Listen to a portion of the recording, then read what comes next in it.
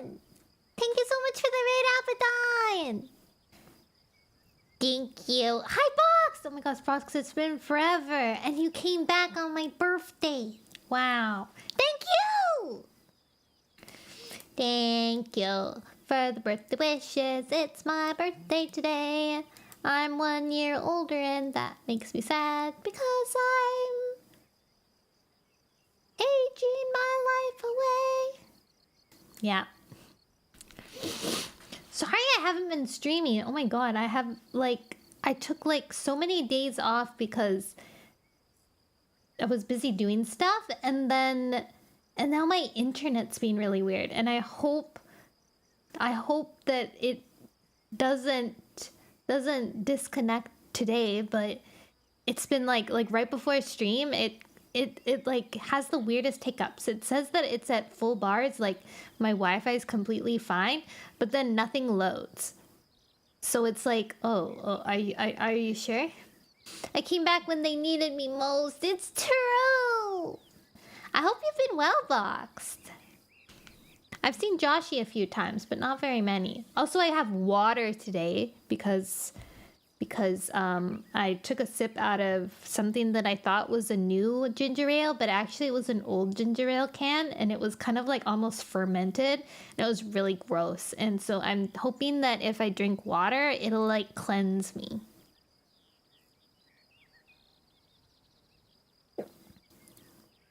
Cleanse me through and through.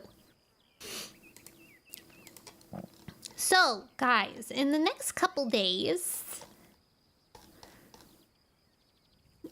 sorry, I'm scrolling through my book. Let me pull up my calendar. So, today's my birthday. We have Warrior Cat Wednesday. Tomorrow, I no stream tomorrow because I'm having a dinner tomorrow with my family. Friday, I believe I'm on stream with Dunn again for Outer Wilds. Either we're gonna play Outer Wilds or we're gonna play Fortnite, and then I'll stream it from my POV as well. If it's Outer Wilds, then I'll just be on his channel. Saturday, the 25th. Saturday, I really wanted to do my celebration stream, my 1K celebration / birthday stream, but I actually work a full day that day, so I'm gonna move it to Sunday. So I may or may not stream on Saturday, but on Sunday, I'm hoping that Sunday will be my big celebration stream. So I'll have my 100K goal stream celebration, and then it'll also be my birthday stream, which technically isn't anything. I'm just tacking it on so I can wear like a party hat or something. I don't know. And we'll be eating baby food, or I'll be eating baby food. You guys could eat baby food too if you wanted to. I'm gonna buy a bunch. I'm really excited to pick out the baby food that I'll pick. I'm thinking I'll definitely do some sort of like ranking system. Like I'll rank through them all. As long as it isn't banana. What? Banana's like an ultimate baby food flavor. Peach flavored. I love peach. The thing about baby food is it's usually a fruit flavor and then a random vegetable. So you would get like peas and carrots and strawberries. You know, it's weird like that. I'm excited though. I'm really excited. I don't think I'll be able to do a hand cam for it like I wanted to, but hopefully I can just get all the pictures, like really good pictures, so you guys can like really visualize what I'm eating. Maybe I will. I don't know. I don't know how I would set it up. Too complicated. And then, wait, where's my calendar? On the 27th, I believe I don't... Oh, I can't do it on the 27th because I'm going to a chiropractor appointment. And then on the 28th, I might have a collab with Wingberry. I'm unsure. That's what we discussed. It'll be later in the day, and I think we'll just like hang out and chat. So I'm not sure. I guess I'd probably do a...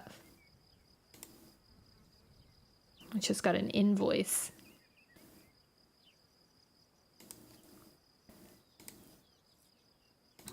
Sad. Wait, where am I supposed to send this to? Weird. So, okay, quick. When Kermit was sick, my roommate kind of booked a few different appointments and for different places, but then this one was like, it was booked for today, but we needed it like last week because he was snuffly and he couldn't see well last week. So we booked an appointment day of on a different place, but she had booked a place at another place, but then didn't cancel it. And so I phoned in today and canceled it, but I got like charged short cancellation charge, but like it was our first appointment, so they don't have any of our information. Like, they sent me an email with the invoice, and that's it. What am I supposed to do with this? Huh? What do you want me to do? There's nothing here written. It's just like an email saying that there was an invoice. Weird. I don't know what you want from me. Could be auto-generated. It could be. I will ignore it. I will ignore it. The only sad thing is that my information was plugged in, so that's sad. I'm responsible. Oh well. I'm not paying $75. $75. Can you believe that? $75. Wow.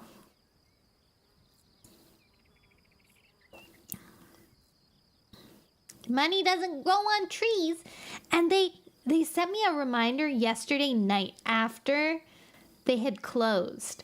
So I called last night to cancel it, and then this morning, and then they were closed, and then this morning I called again, and then they're like, oh yeah, you needed to give us a 24-hour advancement. And I'm like, you reminded me yesterday. After the fact. For a cancellation fee. Yeah. For a cancellation fee. I don't even want to know what the actual price of the appointment would have been if it was $75. Our other place that we went to, it was $100 for just the examination portion of it. So like, I know sometimes it's like $25, $35, but $75 is the cost of... I know, right? Insane. Insanity. I'm just gonna bring myself to live again. Okay. So yeah, I don't know what they're gonna do.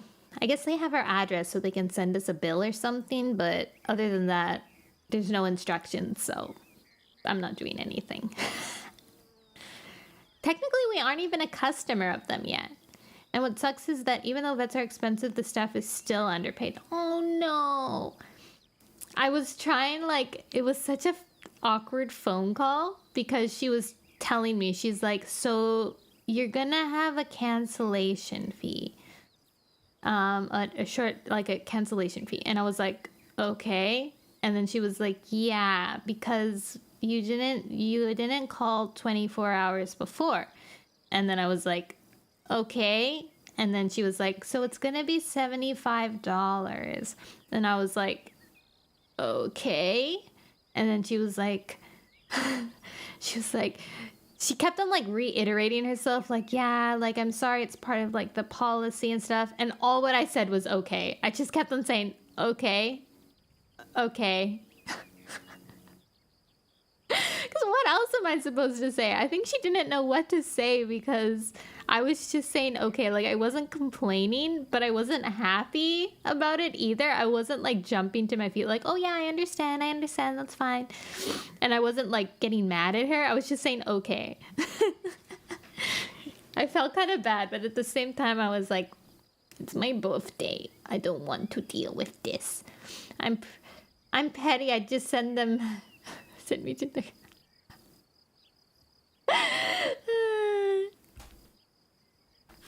I can't be petty in person. It's too intimidating. Okay, guys. I don't know how long the stream's gonna be today. I think we'll try to get to 100 pages again, like we tend to do. My roommate went out and got a cake, or is going. She's out now, so she'll get a cake eventually. I asked for like one of those cakes that they have in grocery stores that are like really basic, like, and they have like the floral decorations on top. I love those cakes. I haven't had one in so long. I love them so much. Honestly, I'm gonna have to hop out. No, why? Do you have to leave early, or are you leaving right now? Watch it, but I won't be present. Okay. Be safe then. Thank you for dropping by at least. Thank you. I'm not a fan of birthdays. I feel like weird about birthdays. Do you guys feel weird about birthdays? I do.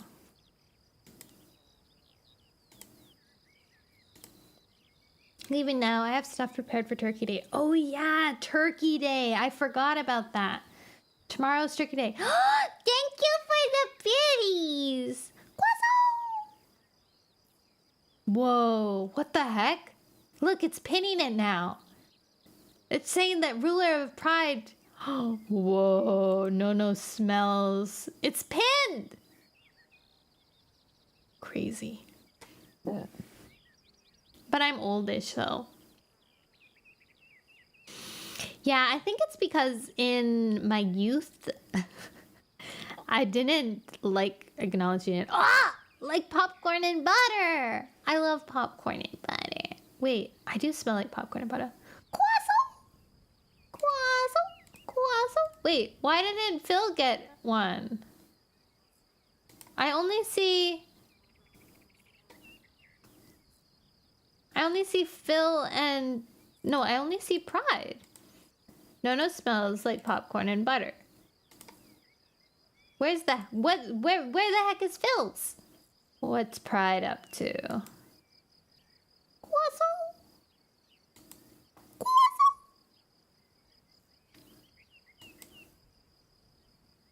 Thank you for the croissant, Phil. Even if it didn't get pinned. Which is suspicious.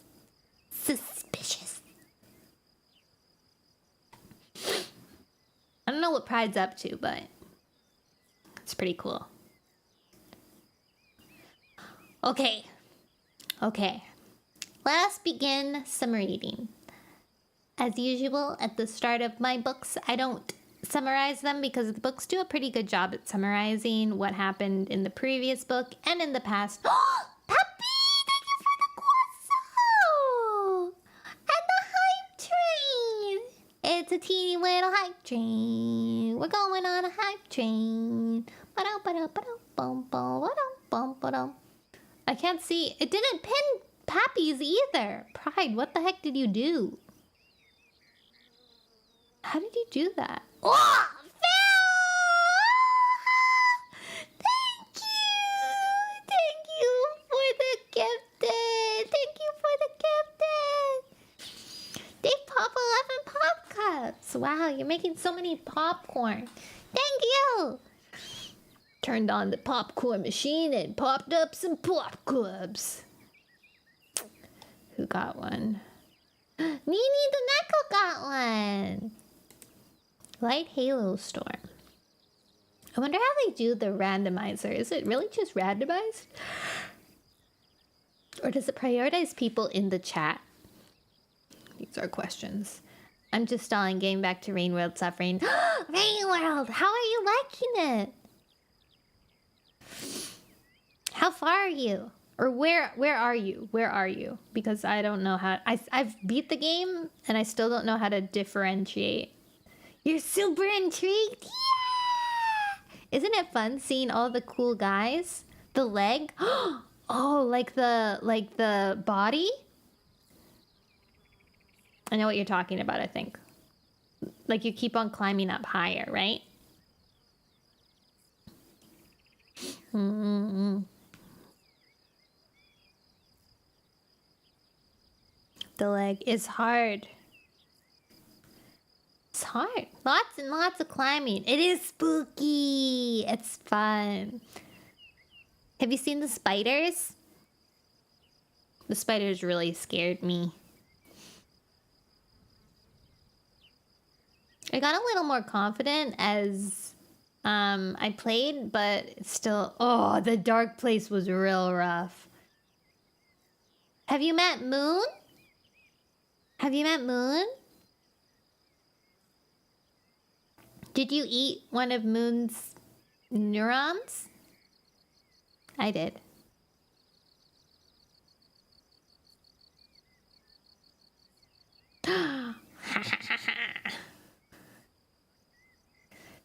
There's secret things, lore. Miss Moon. Oh, Jessie! YouTube recommended your How Do I Have Lots to me and just dropping by and say thanks for playing our game. Oh my god, thank you! What the devil? Thank you! And thank you for the happy birthday! That's so nice of you! Outer Wilds is one of my favorite games. It was very special. Did you watch all of them?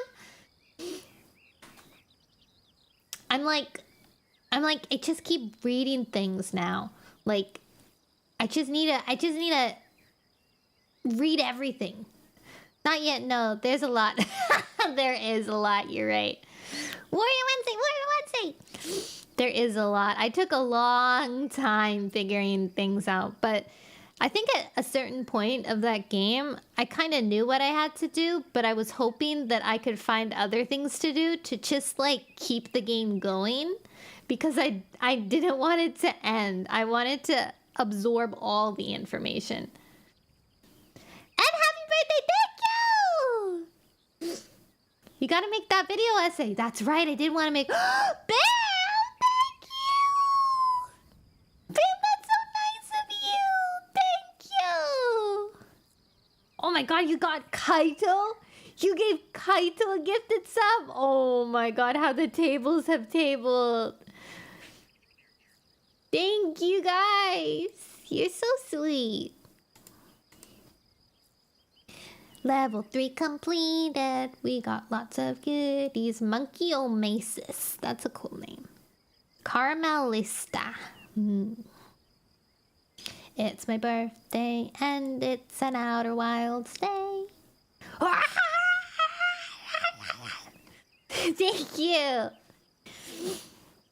All right, you guys. Time to read some prologues. I'm happy you enjoyed it. Also, Death Montages to play. Wait, you're right.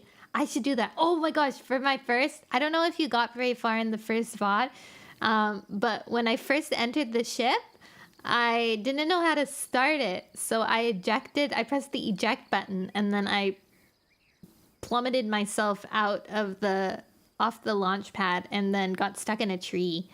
And that was my very first time getting in the ship. Really cool. Really cool. Really cool. Thank you, Anon! Yeah, it was really fun. I really enjoyed it a lot. We had a really, like, meaningful moment at the end of the very first, the VOD too. I felt like it bonded everybody in the chat that day. And also me. We flew out really, really far, and then we watched all the stars explode, and then listened to all the music fade away. And it was like at the end of the very first VOD. It was really like... And then we like chatted about the universe and existence. It was pretty... Yeah, it was profound. It was nice. I think about it. Hi, DZ! Alright. Okay.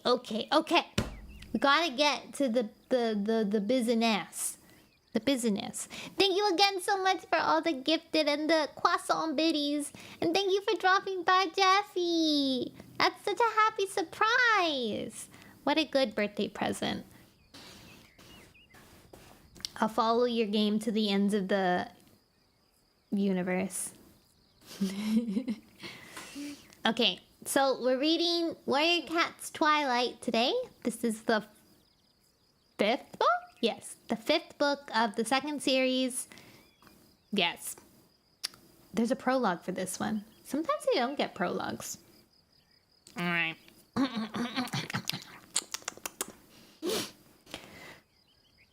No, there must be some mistake.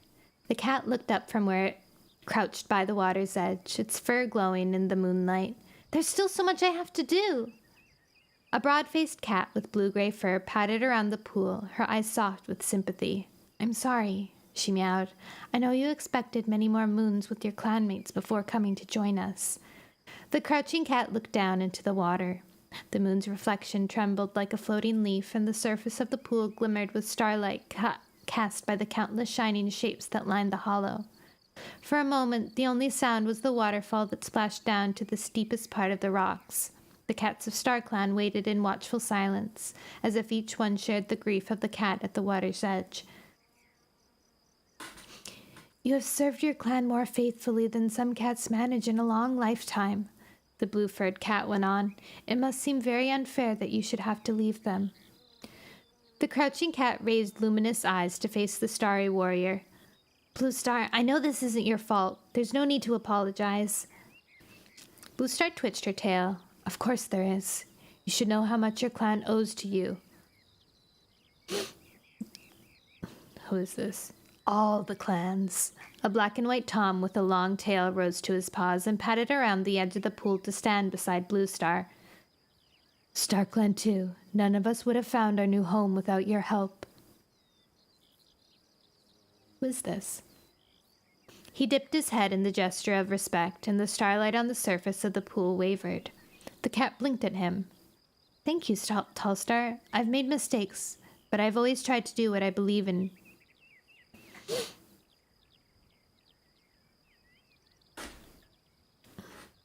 Who the heck is talking right now? StarClan asks no more from its warriors. A lean, black tomcat began to pick his way over the moss-covered rocks. If we could change your fate, we would. But remember, Blue Star warned, not even StarClan can turn aside the paws of destiny, however much we might want to. The cat at the water's edge nodded. I understand, and I will have courage. Can you tell me when? Blue Star shook her head. No, even we cannot see the future so clearly. But when the time comes, you will know, and we will be waiting for you. The fourth warrior spirit from his place further up the slope. The fourth warrior spirit rose from his place further up the slope and padded down between the shimmering ranks of StarClan. He was light-colored tabby, with a twisted jaw. Whenever the clans tell stories of the great journey, your name will be honored, he promised. Thank you, Crooked Star, the cat meowed. All four of the shining warriors gathered around, four who had been clan leaders when their paws walked the earth.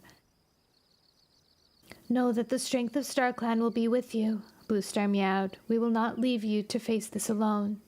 The cat looked up to meet the intense blue eyes. StarClan has always been with me. You say that, even though your life has been so hard. Tallstar's voice was surprised. Of course. The cat's eyes glimmered in the starlight. I have made good friends in all the clans. I've seen kits born and watched elders leave on their final journey to Silverpelt. I've made the long journey to the clan's new home. Believe me, I wouldn't change a single day. The cat paused and looked down into the pool again. I know it is not your power to give me longer with my clan, but I can't help wanting more. Blue Star's eyes narrowed. It hurts us all when a young cat is called to join StarClan. I know you would continue serving your clan loyally for many seasons more. Her voice rasped with pain, and the cat looked up at her, stretching out one paw in a comforting gesture. Don't grieve, Blue Star. I know my clan will be well cared for after I'm gone. A murmur of respect rose up from around the hollow. Blue Star bent her head over the crouching cat, bathing the moonbright fur with her scent. We are always with you, always, she mewed. In turn, each of the others bent over and added their scent, filling the air with the tang of stars and ice and night wind. More warriors followed, a graceful tortoiseshell, a sturdy breaking-colored tom, a tabby chic cat with a silver-striped pelt, wreathing the cat with the strength and the courage of StarClan. Their voices swelled in a low kneading of sorrow that drifted up into the stars. The shimmering forms began to fade one by one until the hollow was empty, and the stars shone down on a single cat that crouched unmoving beside the pool. Huh? Someone died? Hi, Pon! Okay, that was a confusing prologue. It kind of seemed like some cat was dying or about to die. I couldn't tell because it didn't seem like they were welcoming the cat into StarClan. It was more like just like saying like, okay, you're dying. We'll see you soon. Honestly, I don't know.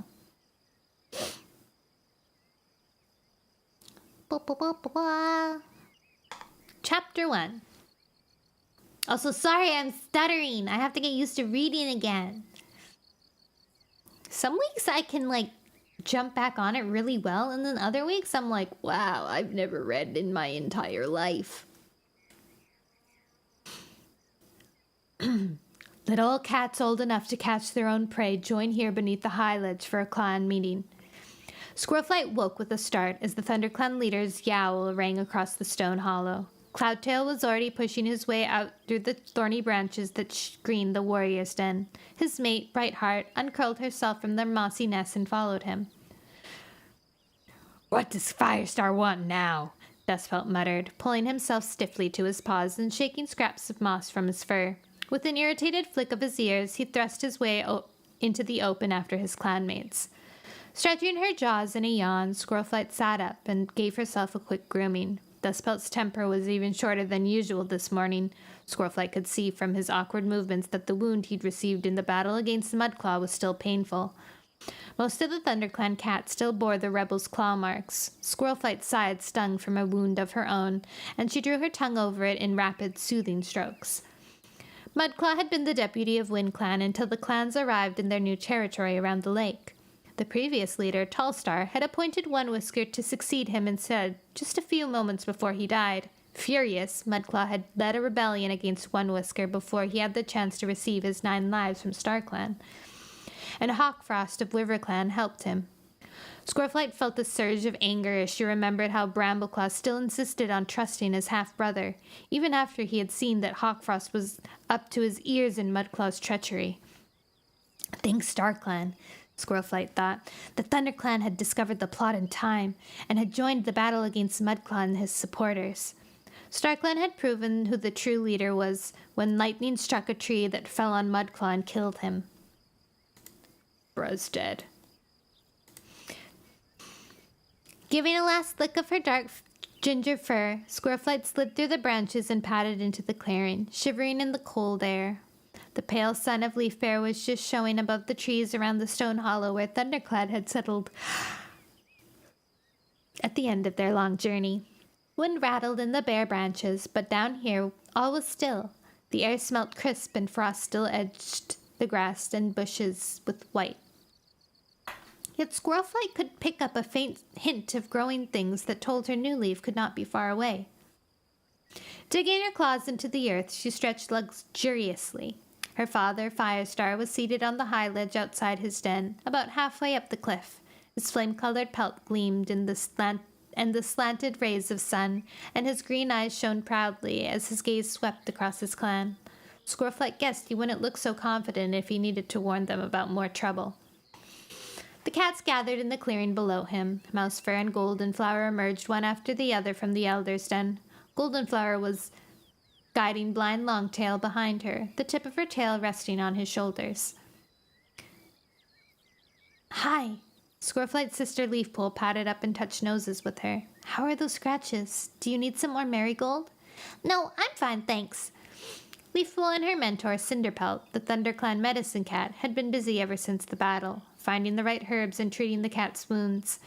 "There are plenty of cats who need it more than I do," Squirrelflight added. Leafpool sniffed Squirrelflight's scratches and gave a nod of satisfaction. You're right. They're healing well. An excited squeal came from the nursery as Birchkit pelted out, tumbling over his own paws, and picked himself up in a scramble of light brown fur to take a place beside his father, Dustpelt. His mother, Ferncloud, padded after him and sat next to him, turning her head to smooth his ruffled fur. Squirrelflight let out a meow of amusement.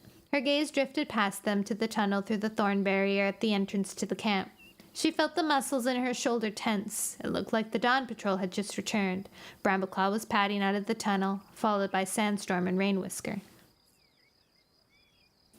Hi, Moose. What are you at there, buddy? I'm good. I'm reading. I hope you're doing good. What's the matter? Leafpool asked. Squirrelflight suppressed a sigh. She and her sister were much closer than most littermates, and each one was always aware of what the other one was feeling. It's Brambleclaw, she mewed reluctantly. I can't believe he's still friends with Hawkfrost, after the way he supported Mudclaw.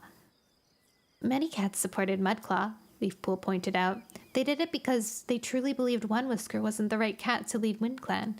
After the tree fell, Hawkfrost admitted he was wrong, and that Mudclaw had tricked him into helping.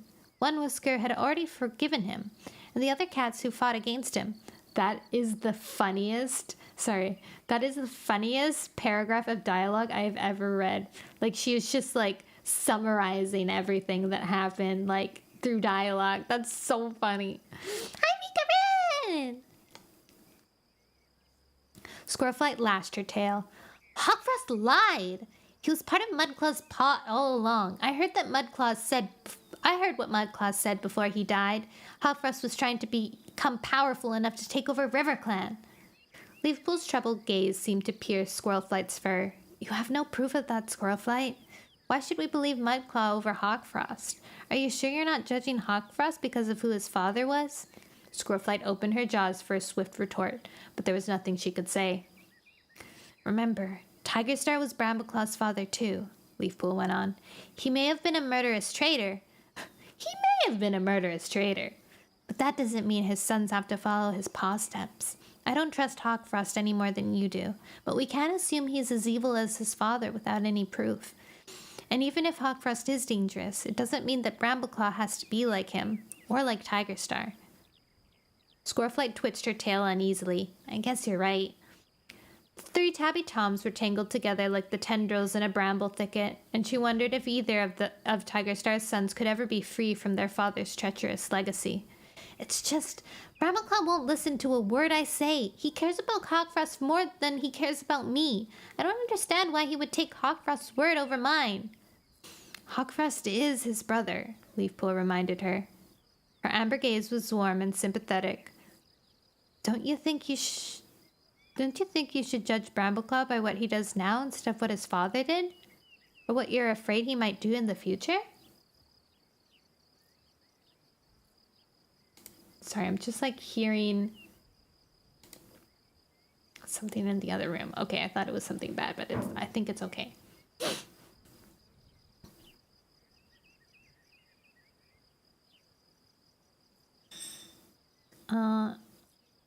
I think you're upsetting yourself.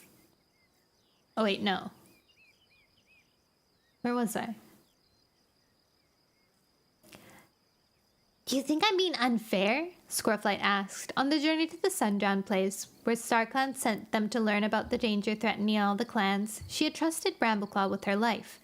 Since she had witnessed his growing friendship with his half-brother, Hawkfrost, she had felt her trust melt away like a claw. Like dew.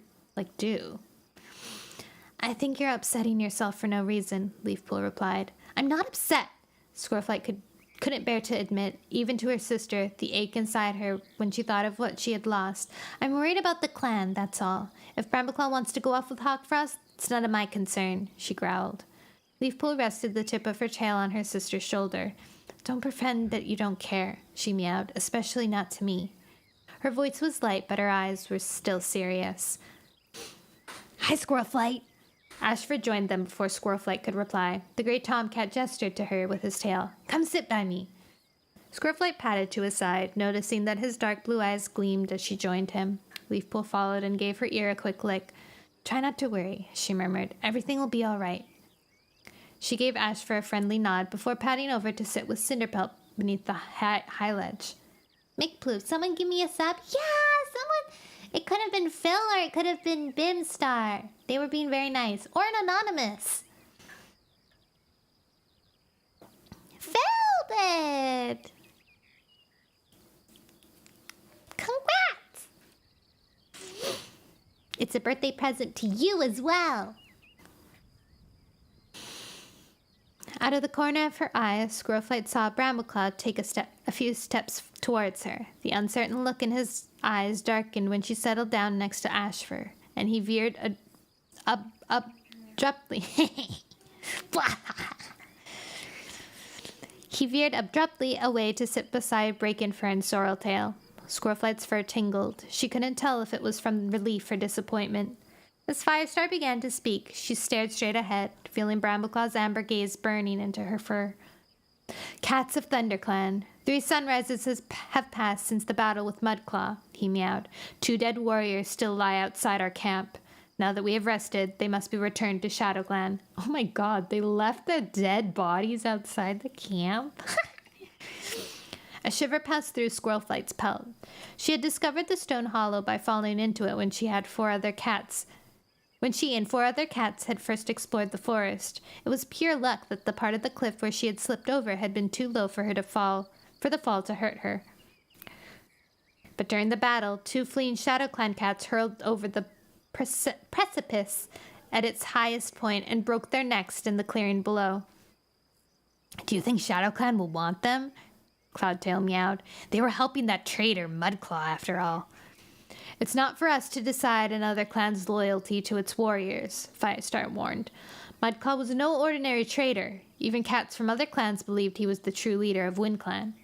Cloudtail twitched the tip of his tail, clearly dissatisfied, though Squirrelflight saw Brambleclaw nod as if he were thinking of Hawkfrost. The dead cats were ShadowClan warriors, Firestar went on, and their own clanmates will want to honor them on their journey to StarClan. A patrol must take the bodies back to ShadowClan. My birthday present? Dine!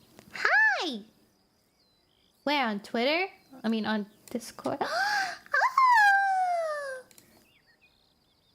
It is what I thought it was, you goofball! You goofy goober. Goofy goober. My book just started! Oh my god, it's so cute!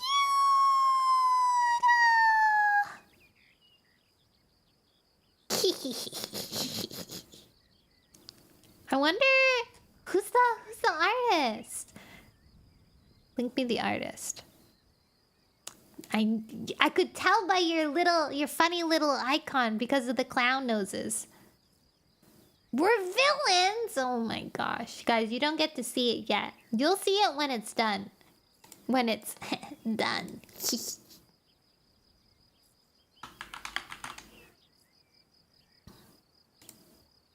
Yeah!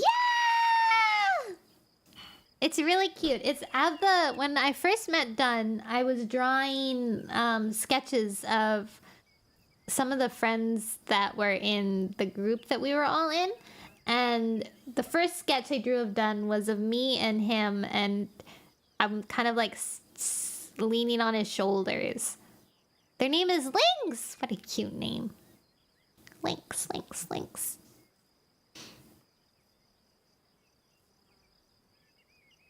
I'm gonna admire this later. I have to keep reading, Dunn. Sleep goose.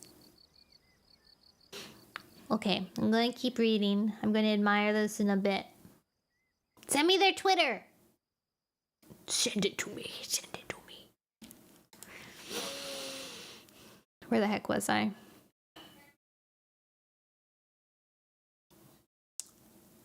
Oh, here we go. No, it's good. It's good. I've already been distracted several times already. Thank you, Dawn. Thank you for singing happy birthday to me too. It made me happy. A patrol must take bodies. Oh yes, I'll go. Thornclaw offered. Thank you. Firestar dipped his head. Brakenfur, will you go as well? And he hesitated, his gaze traveling thoughtfully over his senior warriors. Squirrelflight realized this mission could be dangerous. Though only a few Shadow Clan cats had been involved in the battle, their leader, Blackstar, might blame ThunderClan for their deaths of his warriors and use it as an excuse to attack. Dustpelt and Cloudtail, Firestar decided. Take the bodies to the border by the dead tree, then find a Shadow Clan patrol and tell them what happened. But don't look for trouble. His gaze rested on Cloudtail for a moment, as if he were afraid the headstrong white warrior might say the wrong thing. If Shadow Clan seem hostile, get out of there fast. Happy getting old on paper, thank you! Thornclaw rose to his paws and beckoned the rest of the patrol with a sweep of his tail. Together they headed for the Thorn Tunnel. The bodies of the Shadow Clan warriors lay just outside, hidden in a dense patch of brambles where they had been protected from foxes or other carrion eaters. Firestar waited until the branches had stopped rustling behind the patrol before going on. Last night, one Whisker should have traveled to the Moon Pool to receive his 9 lives in his name, but his leadership won't be secure unless he is accepted by every one of his clanmates. I'm going to lead a patrol to Wind Clan to check. Surely that's a Wind Clan problem, Mousefur protested. ThunderClan warriors have already had their fur ripped off once helping one Whisker. Haven't we done enough already? Squirrelflight, though she felt a twinge of her wounded side, couldn't agree. But if we risked our lives for one Whisker, she argued, why not make it certain it was worth the effort? Mousefur shot a glare at her, but Firestar waved his tail to stop the quarrel before it went any further. Cinderpelt rose to her paws. Whoever leads this patrol, it won't be you, Firestar. You wrenched your shoulder in the battle, and you need to stay in camp until it's healed. Firestar's neck fur bristled. Then he relaxed and dipped his head to the medicine cat. Very well, Cinderpelt. I'll take the patrol. That was Brambleclaw, springing to his paws. Thanks, Brambleclaw. Mewed Firestar. You better not go into Wind Clan territory, though. We must show that we respect their boundaries. Take the patrol along the border and see if you can spot any of their cats. Brambleclaw nodded. Don't worry, Firestar. I'll make sure no cat sets a paw over the border. Spiderleg, sitting on Ashfur's other side from Squirrelflight, snorted. Bossy furball, he muttered. Who does he think he is, clan deputy? Spiderleg? Brambleclaw's a good warrior, Ashfur meowed. There's nothing wrong with wanting to be deputy. Except that ThunderClan already has a deputy, Spiderleg pointed out. But Greystripe isn't here, Ashfur replied, and sooner or later Firestar is going to have to decide how long he's prepared to wait for him. A sharp thorn of grief stabbed Squirrelflight. Two Legs had captured the ThunderClan deputy just before the clan fled their old forest home. Squirrelflight still remembered the shock of watching Greystripe being carried away inside the growling, mud-spluttering two-leg monster. No cat knew what was happening to him. No cat knew what had happened to him. Where am I? Yet Firestar refused to believe he was dead, or to appoint another deputy in his place. Does Brambleclaw really want to be deputy? Squirrelflight wondered. She couldn't help thinking just like Tigerstar, and remembering how far the murderous Tabby had been prepared to go to achieve his ambition. Firestar called her name, dragging her back to the hollow. Squirrelflight, you can go with Brambleclaw to Wind Clan, and you too, Ashfur and Rainwhisker. Squirrelflight pricked her ears. A run through the woods would blast away these troubling memories. Ashfur was on his paws already, his tail bolt upright. Let's go! Squirrelflight meowed, bouncing over to Brambleclaw. Not yet, Brambleclaw replied, crushingly, his gaze sweeping over her and Ashfur as if he hardly knew them. I want to hear the rest of the meeting. Glaring at him, Squirrelflight sat down too.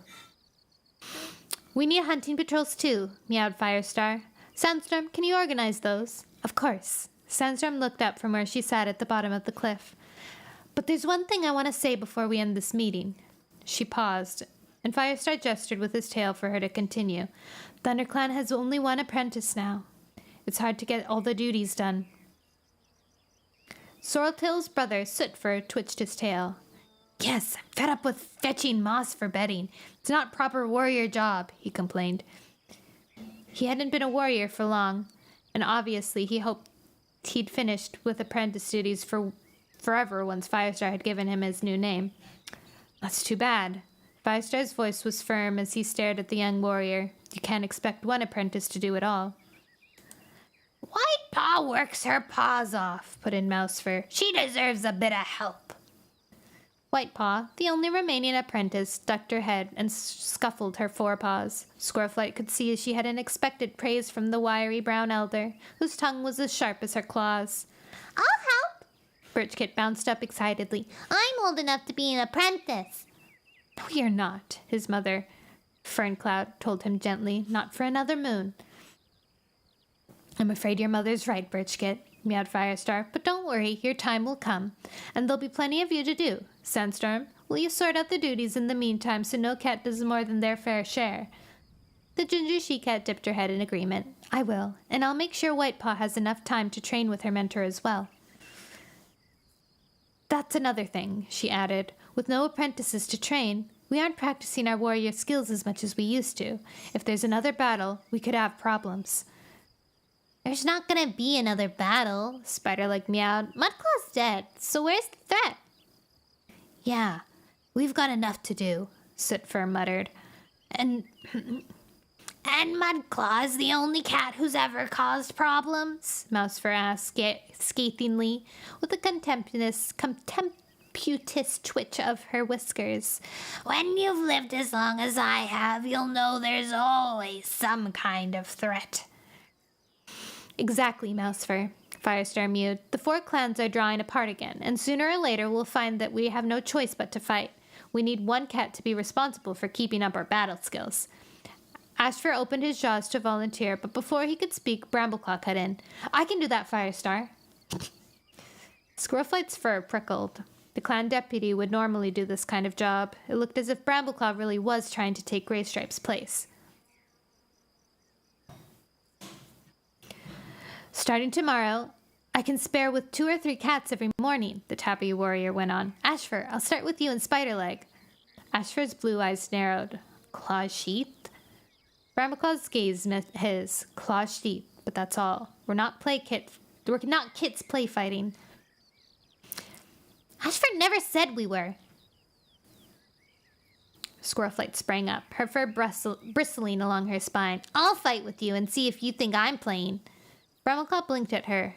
I'm sure Ashfur doesn't need you to fight his battles, Squirrelflight. Why not let him speak for himself?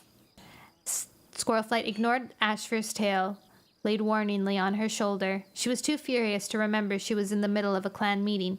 You think you're so great, Brambleclaw. That's enough! Firestar lashed his tail, his green gaze scorching Squirrelflight's fur. Ashamed, she sat down again. Told you he's a bossy furball, Spiderleg whispered in her ear. Thank you, Brambleclaw, Firestar meowed. Make sure every cat has a chance to practice as soon as possible. His gaze traveled over the cats below him as if he were taking in every claw mark and patch of missing fur, assessing how soon they'd be battle fit again. Brightheart stood up. There's a sheltered clearing not far from here. The ginger and white she-cat pointed with her tail. I was hunting there yesterday. The ground is flat and mossy, and it could be a good place to train, like the sandy hollow back in the forest. Sounds ideal, meowed Firestar. Show me after the meeting. Brambleclaw, don't forget to report to me as soon as you get back from WindClan. The tabby warrior gave a brisk nod. He turned to Squirrelflight. We can go now, if you're ready. Squirrelflight sprang up, her eyes narrowing. Don't tread on my tail, Brambleclaw. Then start behaving like a warrior, not a mouse-brained apprentice. Unless you think Firestar should have chosen another cat to lead this patrol. His voice was as cold as his eyes. Squirrelflight felt a sting of dislike run through her fur. This was not the same cat who had traveled with her and the others to the Sundrown place. He had been her closest friend on that journey, a cat who meant more to her than any of the others, and now she scarcely recognized him. Firestar can choose whichever cat he likes, she replied, spitting each word out like grit. You are one of his senior warriors, after all. But that's not what you really think, Brambleclaw flashed back at her. His amber eyes blazed and his ears were flattened in fury. You think I'm disloyal because I have kin in another clan. I saw you watching me when I was with Hawkfrost by the lake. It's a good thing I did, Squirrelflight retorted. Otherwise, no cat would know that Hawkfrost was plotting to become WindClan deputy and then take over RiverClan. I heard what Mudclaw said. Mudclaw was lying, Brambleclaw hissed, his neck fur bristling with fury. Why should we believe that traitor? Why should we believe Hawkfrost? Squirrelflight clawed the ground in frustration. Why shouldn't we? Brambleclaw countered. Because Tigerstar was his father, like he was my father too? That's not fair, Ashfur protested, coming to stand at Squirrelflight's shoulders. Squirrelflight didn't say, keep out of this, Brambleclaw rounded on the Grey Tom, lashing his tail. It's got nothing to do with you. Squirrelflight's claws slid out. She was within a heartbeat of slashing at Brambleclaw's muzzle. Then she saw Firestar heading out of the camp with Brightheart, and she thought how angry her father would be if his warriors started fighting amongst themselves. She dug her claws deep into the peaty soil instead. I don't care who his father was, she hissed. I don't trust Hawkfrost because he plotted to kill One Whisker. He'll do anything for power. A blind hedgehog could see it. Brambleclaw glared at her for a heartbeat. You say that, yet you don't have any proof. Hawkfrost is my brother. I'm not going to turn my back on him when he hasn't done anything wrong. Fine, Squirrelflight exclaimed. You're so besotted with him you wouldn't know the truth if it sat up and bit you. Why not join RiverClan too if it makes you happier? You obviously don't care about ThunderClan, or me. Brambleclaw was about to spit back a retort when Birchkit lost his balance chasing his tail and stumbled between the tabby warrior's front paws. His eyes stretched wide as he noticed the two cats glaring at each other with bristling necks, neck fur and twitching tails. Sorry, he squeaked and fled for the nursery. Brambleclaw took a pace back, his lip curled. Come on, you're wasting time. We won't reach WindClan before nightfall at this rate. Without waiting to see if the rest of the patrol was following, he whipped around and stalked towards the entrance, his tail high. Squirrelflight exchanged a glance with Ashfur and saw concern and gentleness in his blue eyes. Brambleclaw's hostility, it was like cool water on a hot day. After Brambleclaw's hostility, it was like cool water on a hot day. Are you okay? He asked. I'm fine, Squirrelflight insisted, and she set off after Brambleclaw. She brushed past Rain Whisker, who was staring up at her as if she sprouted rabbit ears. Hurry up, or we'll never catch him. Brambleclaw didn't wait for them, but plunged into the thorn tunnel without looking back. As he vanished among the trembling branches, Squirrelflight felt hollow inside. It was almost as if Brambleclaw was deliberately walking out of her life. Would they ever be friends again? She couldn't see how after a fight like that. She just had to accept that whatever they once had, the friendship that had lasted through their long journey, was over. Chapter 2. Not on paper. It is not only once a year. It is every passage of time. It shows that I still don't accept the income. Yeah. Thank you for the one croissant, and thank you also, Pride, for the one croissant.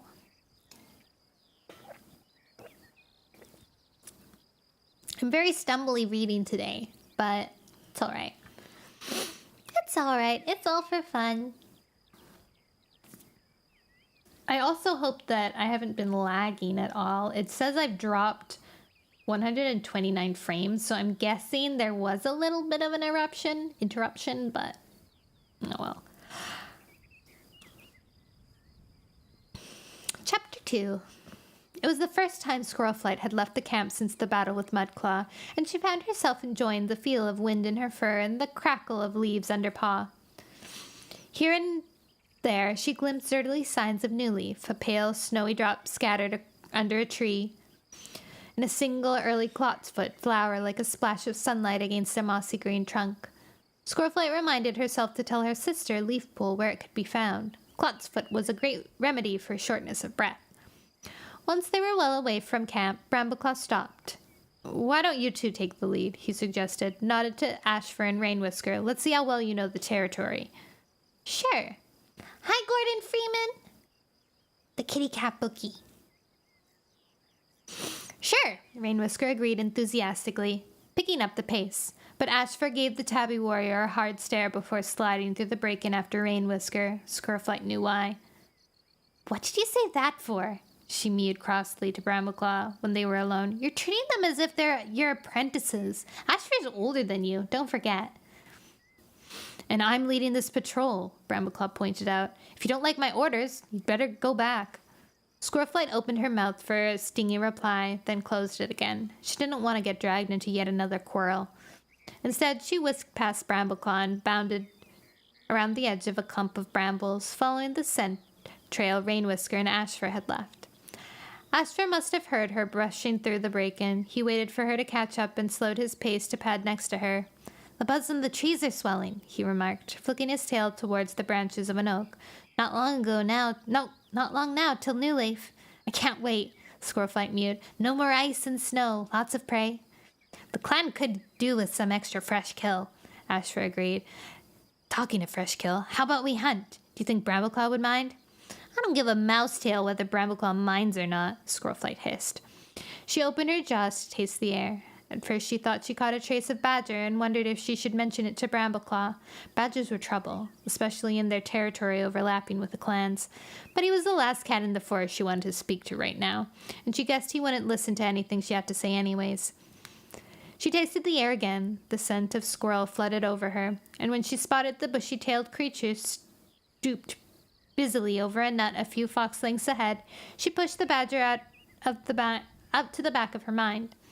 Checking the direction of the wind, she dropped into a hunter's crouch and crept on her prey. As she launched herself forward, the squirrel leaped for a nearby tree trunk, but Squirrelflight sprang quickly. Her claws sank into its shoulder, and she dispatched it with a swift bite of the neck. A loud alarm call made her swing around to see a blackbird fluttering up from a clump of bracken, while Ashfur watched it in frustration. "Bad luck," Squirrelflight called. "I probably startled it by going after the squirrel." Ashfur shook his head. "No, I stepped on a twig." "Never mind. You can come and share this." Squirrelflight waved her tail invitingly. "There's plenty." As Ashfur joined her beside the fresh kill, Brambleclaw appeared from the undergrowth. "What are you doing?" he growled. "We're on our way to see WindClan, or had you forgotten?" Squirrelflight swallowed a mouthful of prey. "Come on, Brambleclaw, lighten up for StarClan's sake. None of us have eaten this morning." Awkwardly, not sure how Brambleclaw would react if she tried to be friendly, she drew back from the squirrel. "You can have some if you want." "No thanks." The tabby warrior's voice was curt. "Where's Rainwhisker?" "He went on ahead," meowed Ashfur with a wave of his tail. Without another word, Brambleclaw strode off in the direction the gray Tom had indicated, shouldering through the long grass until his dark pelt was swallowed up by damp green fronds. Squirrelflight let out a hiss of annoyance. Ashfur flicked her ear lightly with the tip of his tail. Don't let him get to you so easily." "He doesn't," Squirrelflight muttered, trying to convince herself it was true. Once more she remembered how close she and Brambleclaw had been on their journeys, how they had relied on each other and come to need each other. How did we get from there to here? She wondered despairingly. Glancing up at Ashfur, she saw that his eyes were dark with concern. She knew he wanted to be closer to her, more than just fellow warriors. It was tempting to tell him she felt the same way, but it was far too soon for her to be sure her feelings were real. She needed to get over the quarrel with Brambleclaw first. In the meantime, we have a job to do, she reminded herself with a flash of impatience. "You're a warrior, not a moonstruck rabbit." Oh. She and Ashfur finished the squirrel with a few swift bites and set out again towards the WindClan border. Soon they overtook Brambleclaw and Rainwhisker. Brambleclaw had brought down a starling and was tearing into it hungrily, while Rainwhisker was gulping down a vole. He glanced up as his clanmates appeared. "I thought you got lost," he meowed. Brambleclaw took his last mouthful of starling and rose to his paws. Without saying a word, he turned and stalked off. Squirrelflight exchanged a glance with Ashfur, shrugged, and followed. The trees were thinning out when Squirrelflight began to hear the chattering of water over stones. The patrol emerged at the top of a slope that led down into the stream bordering WindClan. Gusts of WindClan scent drifted across the breeze, but there was no sign of any cats. "We must have just missed a patrol," Ashfur meowed quietly. "Those scent markers are fresh." It was a good sign, Squirrelflight thought. If WindClan was organized enough to be patrolling their boundaries, they must be on their way to recovering from Mudclaw's rebellion. Did that mean Rainwhisker had been able to travel to the Moonpool to receive his 9 lives and his leader's names from StarClan? "Let's head for the stepping stones," Brambleclaw suggested. "We might be able to catch up with them." He bounded down the slope and headed upstream with the rest of the patrol hard on his paws. The trees soon gave way to an open moorland. Squirrelflight turned her head to look at the gray sweep of leafless branches below her. Beyond them, the lake reflected the pale blue sky, where the sun had nearly reached its peak. The stream tumbled more steeply here, between banks fringed by sedge and reeds. Water foamed around stepping stones that formed a path to the moorland on the other side, easy for a cat to leap, even when the stream was full. Wind gusted into Squirrelflight's face, buffeting her fur and making her eyes water. I don't know how WindClan puts up with this, she grumbled to Ashfur. There isn't a tree in sight. Ashfur let out a small meow of amusement. They probably wonder how ThunderClan puts up with all these branches blocking out the sky. Ask me that when it rains, Squirrelflight muttered. A flash of pale brown caught her eyes. A rabbit fleeing over the crest of the hill. Squirrelflight's paws itched to dash after it, but it was well inside WindClan's territory. Heartbeats later, a lean, gray-black cat appeared, racing after the rabbit with his belly brushing the turf. Blinking to clear her watering eyes, Squirrelflight recognized Crowfeather. Like Brambleclaw, he had been one of the cats chosen by StarClan to make the journey to the Sundrown place. Hunter and prey disappeared into a hollow at a high-pitched squeal, quickly cut off, told Squirrelflight that the WindClan warrior had made his kill. Hunting patrol, meowed Rainwhisker, nodding to the top of the hill. 2 more WindClan cats followed Crowfeather more slowly over the crest. Squirrelflight made out the dark gray tabby pelt of Webfoot, and a smaller cat behind him was his apprentice, Weaselpaw. A third cat, Whitetail, joined them as they stood looking down into ThunderClan Patrol. At the ThunderClan Patrol. I'm out, nice reading, but too much word for my brain trying to code. I'm typing what you say instead of the code. Hehe. Good night, Mick. And good luck working. That makes sense. I would do the same thing. Instead of writing code, I would just write what I hear. And hi, John! And hi, Mr. Red Splatter! Welcome in. It's just story time reading now, and also me stumbling over all my words, apparently.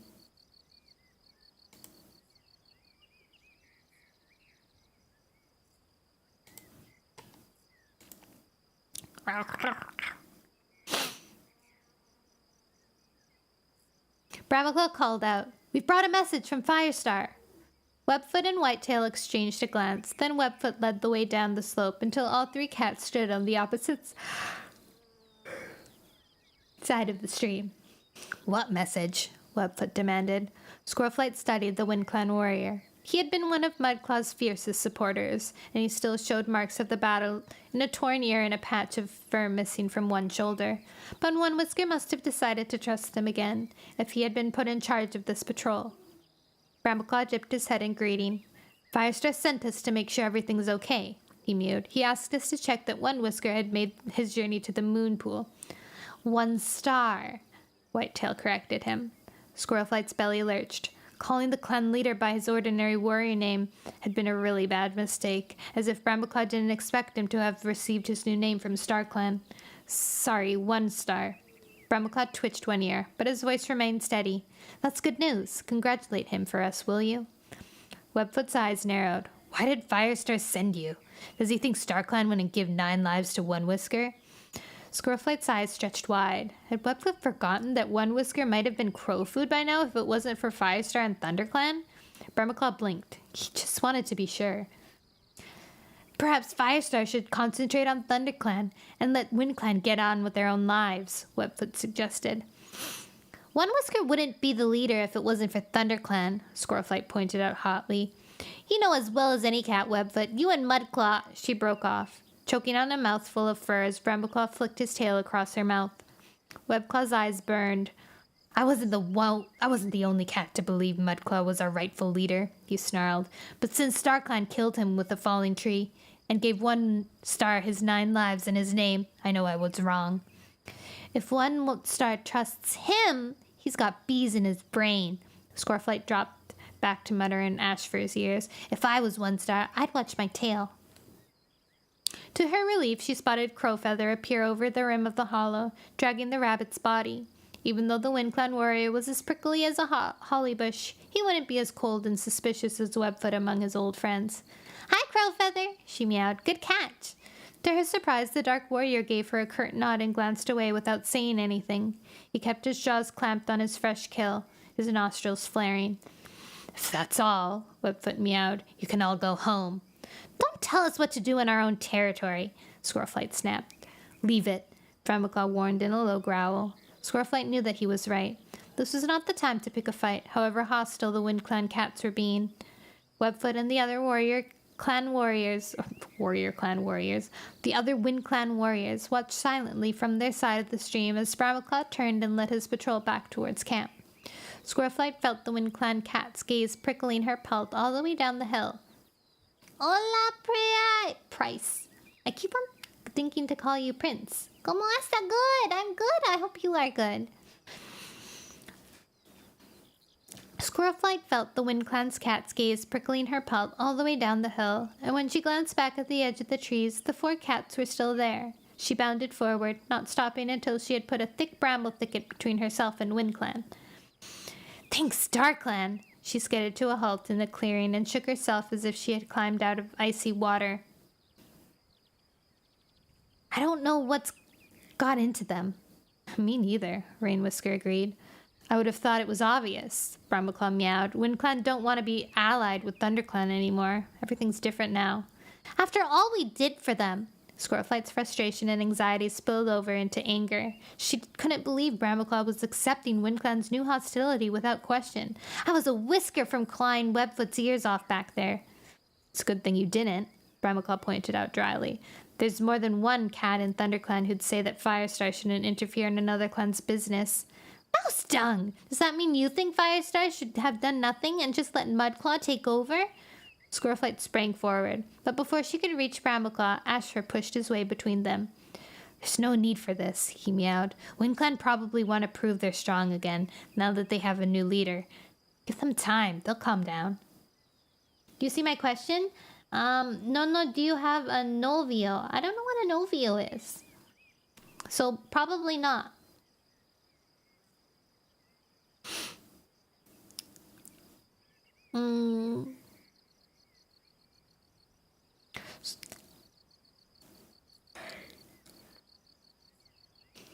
Squirrelflight suspected the gray tomcat was right, but that didn't mean she was willing to let Brambleclaw get away with insulting her father.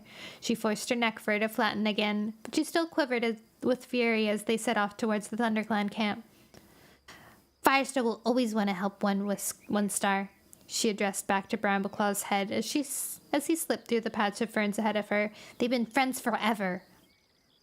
Maybe, but one star clearly doesn't need his help anymore. Brambleclaw mewed without looking back. The certainty in his tone infuriated Squirrelflight all over again. It's natural for clans to want to be rivals. We were right to help Wind Clan when they were in trouble, but we can't keep on looking out for them. Alido, hi! Hello! Everyone's good. It means boyfriend in Spanish. No, I don't have one.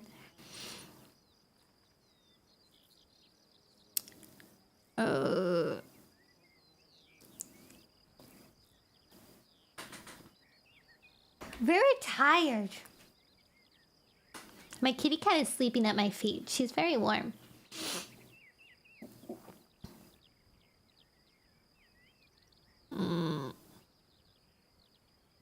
Stupid furball. Squirrelflight growled, not loud enough for Brambleclaw to hear her. She hated the way the clans had separated like flowing water into their new territories. What had happened to their closeness during the journey from the forest, when every cat had tried to help each other out without stopping to remember which clan they belonged to? It felt much too soon to turn their backs on that and let hostility and clan rivalry take over. How would they survive in this new and unfamiliar place if they couldn't rely on each other? And what will happen if ThunderClan needs Wind Clan's help? Rainwhisker meowed ominously, as if he had followed Squirrelflight's thoughts. Have you ever thought of that?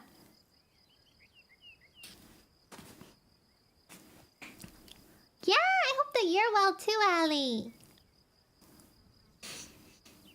Brambleclaw led the patrol home by a different route, hunting on the way to take fresh kill back for the clan. Pausing underneath an oak tree, Squirrelflight once again picked up the scent of badger. It was stronger this time, and fresh. She guessed that it was not long since the creature had passed that way. Brambleclaw, do you smell that too? The tabby warrior padded up with the squirrel he had just caught. He put the fresh kill down and swiped his tongue around his jaws before drawing in a stream of air. Alarm flared at once in his amber eyes. Badger! Close by, too. Squirrelflight's pelt prickled. A badger in their territory was the last thing any cat wanted. Hawkcrest had already driven away one from RiverClan, and it looked like ThunderClan had been lucky not to encounter one before now. We'll have to do something, she mewed. Brambleclaw nodded. A badger would make a tasty meal of a young kid if it had the chance. They were unlikely to prey on an adult cat, but that didn't mean full-grown warriors were safe if they met one. A badger would kill out of pure savagery, trampling its prey into the ground or clamping it in its jaws and never letting go until its victim was dead. Squirrelflight reminded herself that not all badgers were like that. Her first journey from the forest had led her to Midnight, the wise badger who lived at the Sundrown place. Midnight had warned them that Two Legs would destroy the forest and told them that the clans would have to leave. But Midnight was unique. The rest of her kin could be bloodthirsty marauders if the mood took them. Is there a problem? Ashfur came to join Squirrelflight and Brambleclaw. His words were indistinct because he carried a mouthful of mice dangling from their tails. Brambleclaw beckoned with his tail to Rainwhisker, who had just brought down a blackbird. The young warrior came trotting over with a satisfied look on his face and a feather on his nose. A badger, maybe more than one, has been here. Brambleclaw meowed. We can't go back to camp without checking it out. You mean follow the trail? Rainwhisker mewed in alarm. Are you sure? We have to find out if it's left our territory. Squirrelflight, can you tell which way it went? Squirrelflight nosed at the scent the badger had left in the grass. That way, she pointed with her tail. Brambleclaw padded over to sniff the trail. Keep quiet, all of you. I don't want them to know we're here until we see how many there are and decide what's best to do. We're lucky the wind's in the right direction, so it won't carry our scent to them. The cats left their prey among the roots of the oak tree, scratching earth over the pile until they could come and collect it later. Then, with Brambleclaw in the lead, they set out after the badger. The trail led them deeper into the forest, in the direction of the ShadowClan border. Here and there were freshly turned patches of earth, as if the badger had been digging for grubs. Squirrelflight felt a pang of concern for her friend Tawnypelt and the rest of ShadowClan. If they failed to track the badger down in their territory, some cat would need to warn Blackstar. The scent grew steadily stronger, a powerful reek that swallowed up all other scents of the forest. Squirrelflight felt her fur stand up along her spine. It looked as if ShadowClan would be safe after all. The badger was still close by. Suddenly, Brambleclaw halted in the shadow of a boulder and held up his tail as a sign for the others to stay back. He clawed his way silently up the rough stone until he could poke his head above it and see to the other side. Instantly, he ducked down again. Squirrelflight crept forward until she could peer around the side of the boulder.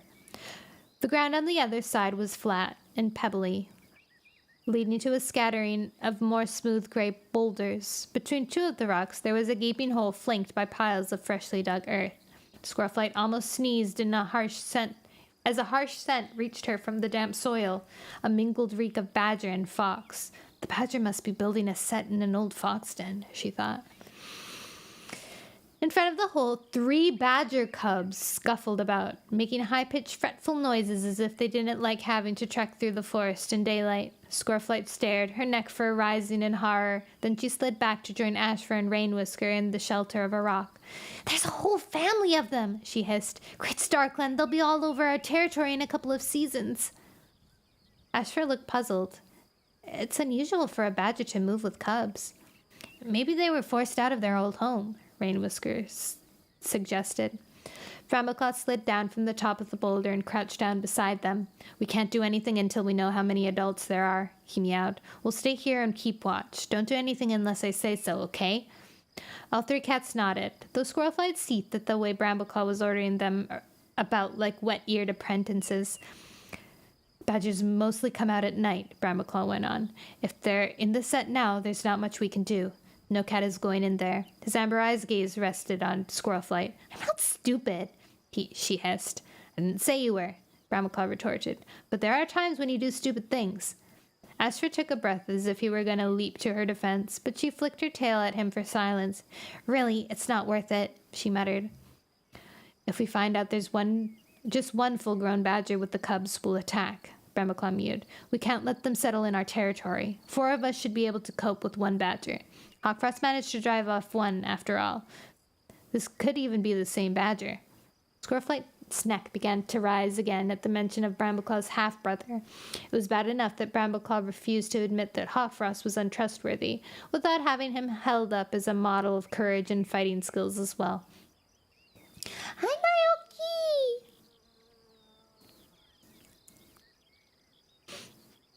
We might drive it into ShadowClan territory, she pointed out. Then ShadowClan warriors will have to deal with it. Brambleclaw's eyes were intense and his voice cold. We have to protect our own clan first. And if there's more than 1 badger? Ashford wondered. Then we'll gather as much information as we can and report back to Firestar. Find somewhere to hide where you can see the mouth of the set. Squirrelflight returned to her vantage point in the clump of fern. The badger cubs were still scuffling in front of the pile of earth. The sun had climbed higher, and Squirrelflight would have dozed off if hunger hadn't gnawed at her belly. The squirrel she had shared with Ashford seemed a long time ago, and she thought longingly of the heap of fresh kill left under the oak tree. Her jaws gaped in a yawn, and she clamped them shut again as an even stronger reek of badger flooded into her mouth. The undergrowth on the far side of the clearing rustled briefly before the ferns parted to reveal a powerful, broad-shouldered body and a long muzzle with a white stripe down the middle. The female badger lumbered into the clearing, and her 3 cubs scampered up to her. She dropped a mouthful of beetles on the ground, and the cubs gulped them up with high-pitched cries of joy. Brambleclaw sprang on top of the boulder and let out a challenging yowl.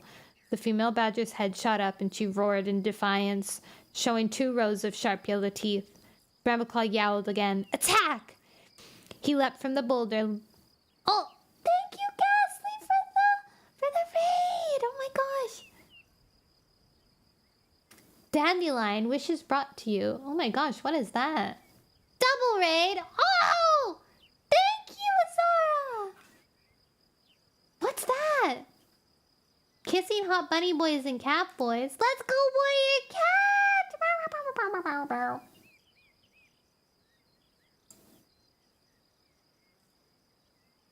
Thank you for the hydrate, Naoki. How's your stream? Oh no. That lagged slowly. I fear my internet is being stinky. Yeah, boy! What is this? Why is this so cute? What do you mean? Thank you so much for the follows!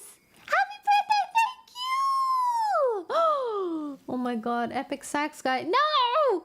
Oh no, it's not playing on this because I don't have it set up on this screen. No! Hold on. What should I do? Audio output? No. Audio input. No. Scene. I'll play it. Don't worry. Sound alerts. We're looking for new people to raid, and we absolutely lost it when we saw you reading Warriors. Do you read Warriors? Or did you read Warriors? Raid. Sound alert.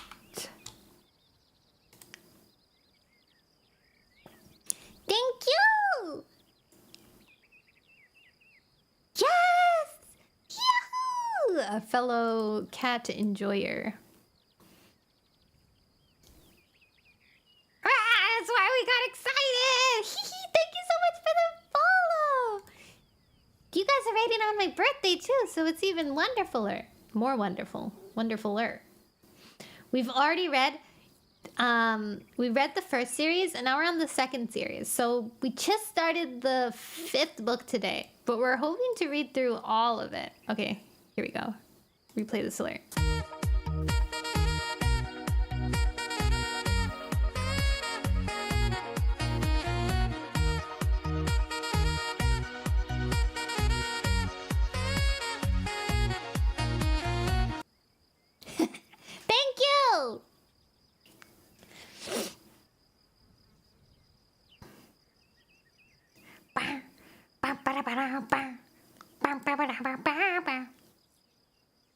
But I hope you guys had a wonderful stream, and I hope you had lots and lots of fun with all sorts of fun things happening. And cat boys and...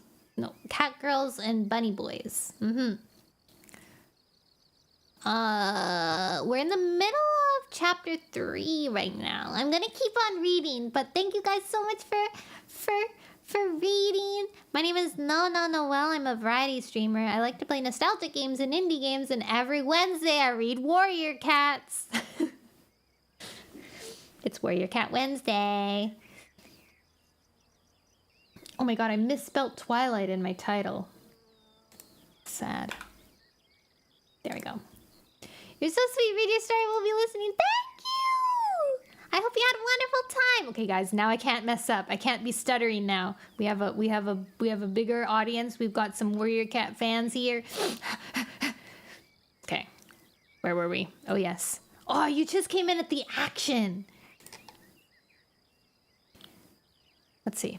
Brambleclaw yowled again. Attack! He leapt from the boulder, landing among the cubs who scurried out of the way, yelping with fear. They huddled together in the mouth of the set, staring at the warrior with wide, scared eyes. Ashfur hurled himself out of his hiding place further around the clearing, with Rain Whisker hard on his paws. Squirrelflight pelted forward to stand beside Brambleclaw. Get out! She hissed at the badgers, even though she knew they wouldn't understand what she was saying. This is our territory!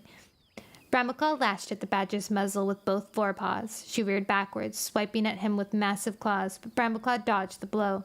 Squirrelflight ran forward until she was close enough to rake her claws down the badger's side. Blood welled out of the claw marks, and she shook her paws fiercely to dislodge the trapped black fur. She ducked to avoid the snapping jaws, then darted back just as Ashfur dashed in from the other side.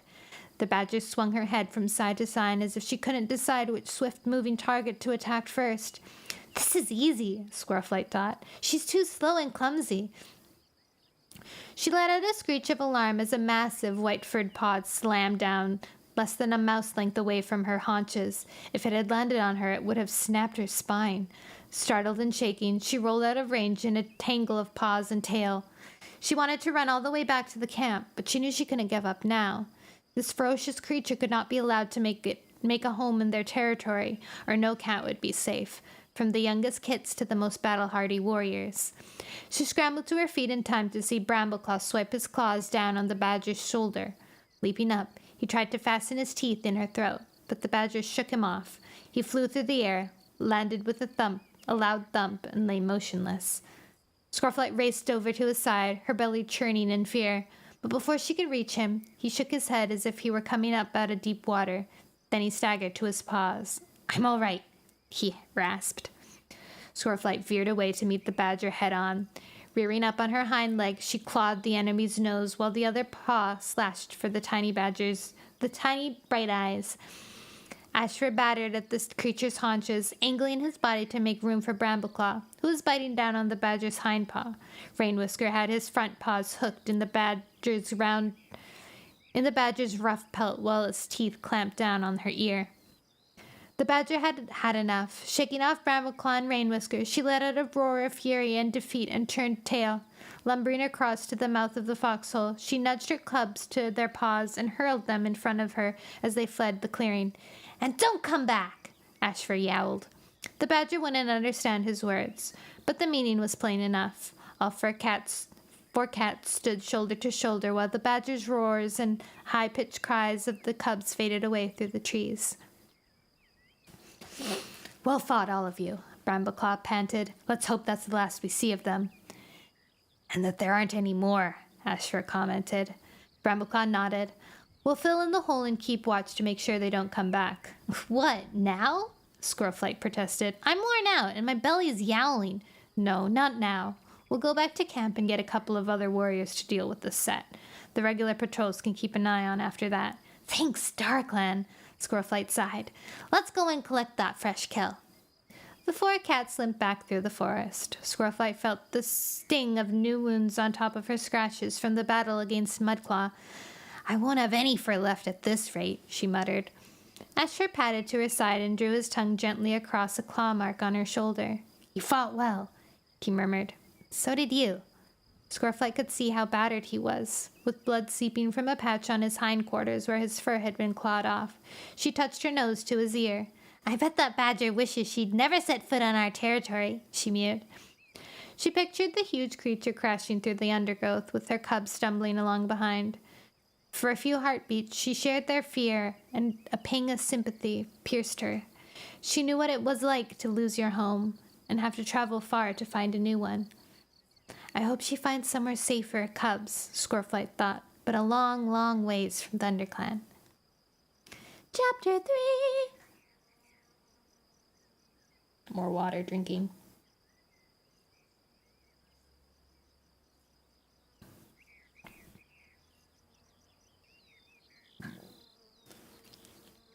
Yum, yum, yum. Leafpool! Leafpool! What's the matter with you? That's the third time I've called your name. The young medicine cat jumped. Sorry, Cinderpelt. The gray she-cat bent her head to sniff at the seeds Leafpool was wrapping in a leaf. What have you got there? Poppy seeds. Cinderpelt sighed. No, it's not. It's nettle seed. Honestly, Leafpool, what's the matter with you today? Leafpool stared down at the leaf. Cinderpelt had asked her to take some poppy seeds to Firestar to soothe the pain in his wretched shoulder. She had no idea how she had taken the wrong herb from the store inside Cinderpelt's den, but the green, spiny seeds in the leaf in front of her were definitely nettle. They might have helped if Firestar had eaten something poisonous, but they wouldn't do anything to help his shoulder. I'm really sorry, Cinderpelt. I should think so. This morning I caught you trying to put yarrow on mouse first ticks instead of mouse bile. Cinderpelt's tone softened. Is everything all right, Leafpool? Were you hurt when those ShadowClan warriors chased you? Leafpool shook her head. No, I'm fine. Her thoughts flew back to the night of the battle, when 2 ShadowClan warriors had chased her over into the undergrowth at the top of the hollow and plunged over the cliff to their deaths. Leafpool had almost fallen with them, her paws slipping on the rock as she tried to haul herself up. She could still feel the firm grasp on her scruff that had hauled her to safety. Still see the intense gaze of her WindClan rescuer as he confessed that he loved her. Crowfeather! Every hair on her pelt tingled. Leafpool, you're doing it again! Shaking her head to clear it, Leafpool carried the leaf back into Cinderpelt's den. She returned the nettle seeds to the crack in the rock and took out some poppy seeds instead. If there's anything wrong, I wish you would talk to me about it. Cinderpelt meowed, watching her from the entrance. We're busier than we've been since we arrived, dealing with wounds from the battle. I need you, Leafpool. You're more than an apprentice now.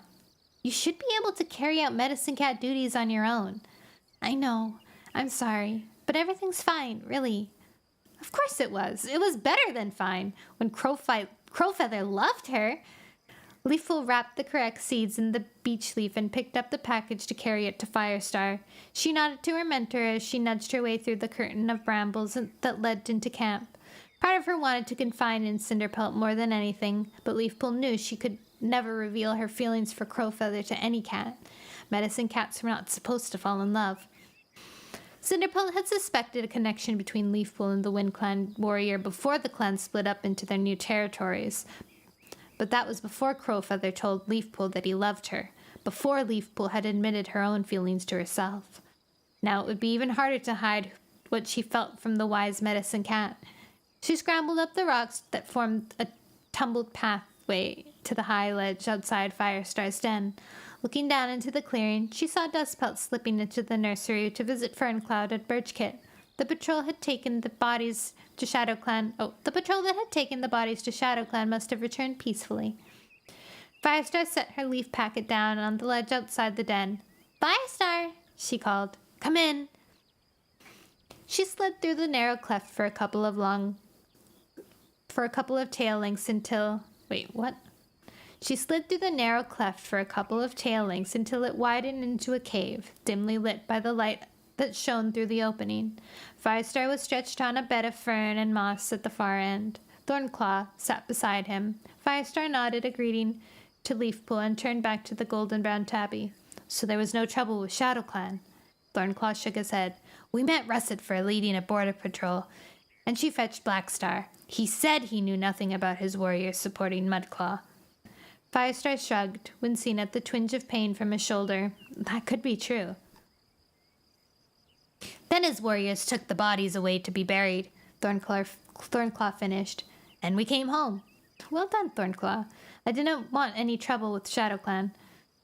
Firestar paused for a moment before adding, we'd better be careful what we say at the next gathering. No sense in tailing our trails for Blackstar to pounce on. Pass the word to the rest of the clan, would you?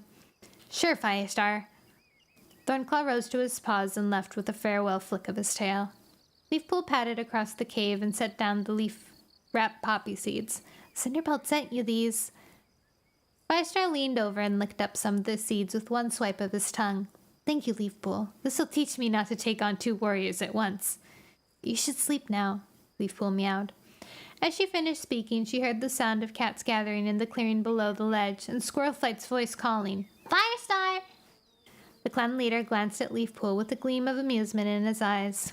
There goes my nap. Brambleclaw's patrol must be back from WindClan.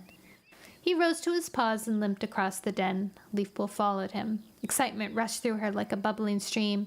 She wanted to fling herself down the rocks and hurl questions at Squirrelflight. Had the patrol seen Crowfeather? What did he say? Had he been hurt in the battle? Had he mentioned her? She stopped abruptly at the entrance to her father's den. If she asked just one of these questions, Squirrelflight would want to know why she was so interested in the young WindClan warrior. And even her sister wouldn't understand if she knew that Leafpool had broken the code of a medicine cat and fallen in love. Brambleclaw and the rest of the patrol were waiting in the clearing, while more of the clan cats gathered around them to hear the news. Leafpool jumped down the tumble of broken rocks and paused, feeling puzzled as she caught a powerful wave of feeling from her sister. Squirrelflight was in even more turmoil than she had been after the quarrel with Brambleclaw, making Leafpool's fur bristle with a whirl of agitation, fear, and sympathy. Leafpool slid between Dustpelt and Mousefur until she reached Squirrelflight's side. What's the matter? She murmured to his sister. What happened? Squirrelflight's claws scraped furiously at the earth in front of her. WindClan treated us like we were sworn enemies, she hissed. Leafpool turned to listen to Brambleclaw, who was reporting to Firestar. Webfoot looked as though he'd like to claw off our fur, the tabby warrior meowed. You would have never thought we were the same cats who helped WindClan fight off Mudclaw a couple nights ago. But did you find out about One Star? Firestar asked. He is One Star now, isn't he? Oh, yes. He's got his 9 lives and all that. But his clan don't seem to think we're allies anymore. I told you, Ashfur broke in. They have to show us they're strong enough to stand on their own now. Brambleclaw shook his head. I think it was more than that. And you really can't imagine what the problem is? Dustpelt meowed, coming forward to stand beside his clan leader. Come on, Brambleclaw. You're hardly likely to be the most popular cat in WindClan just now. Not after Hawkfrost saved your life at the end of the battle. One Star probably thinks you and Hawkfrost were working together all along. Mouse dung, Brambleclaw snapped. One Star forgave all the cats who fought against him, including Hawkfrost. And every cat knows I fought for WindClan. One Star can't have any quarrel with me. Leafpool glanced at Squirrelflight. Once her sister would have leapt to Brambleclaw's defense, but now she was just staring at him with narrowed eyes. Firestar looked from Brambleclaw to Dustpelt, and then back again. I hope Ashfur's right, he mewed at last, that this is just an example of WindClan trying to prove how strong they are. But I don't think we can trust Webfoot to report on what's happening in his clan. I'll have to visit WindClan myself once my shoulder is better. Leafpool exchanged a startled glance with her sister. He should wait for the gathering, she mewed quietly. He could talk to One Star then. You try telling him that, Squirrelflight murmured back. Leafpool knew she couldn't. Firestar's friendship with One Star went so far back that none of the clan cats, even those who had grown up with Firestar, would dare tell him he couldn't visit his old friend. Leafpool heard Mousefur mutter. Did you ever hear such a mouse-brained idea? A day-old kid could see that WindClan wants to be left alone. Firestar was about to go back to his den when Brambleclaw stopped him. Wait, we haven't told you about the badger yet. What badger? Firestar turned back, his green eyes flashing with alarm. On our territory? Not anymore, Brambleclaw replied. Hi, Nariko! Hi, Piggy!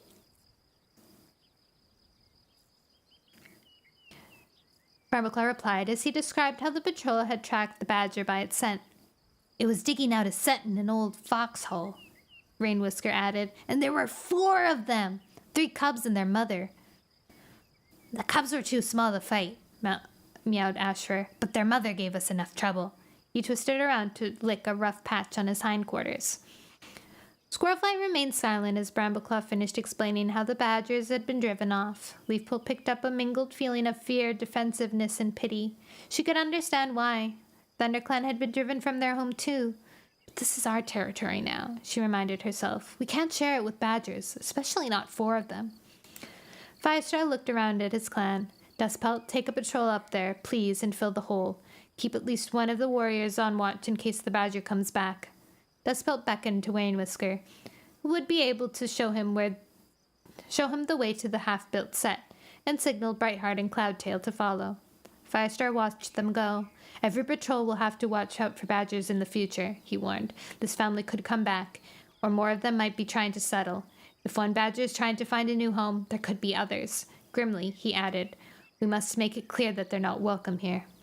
How's your day going? Pretty okay. It's pretty chill. It's my birthday today. But we haven't really done much. I'm going to be doing a celebration on Sunday, I think, as well as my 1K celebration.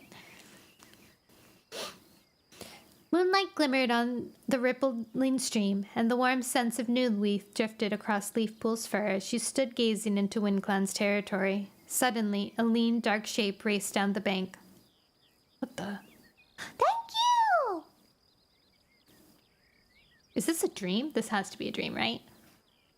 Leafpool's fur as she stood gazing into WindClan's territory.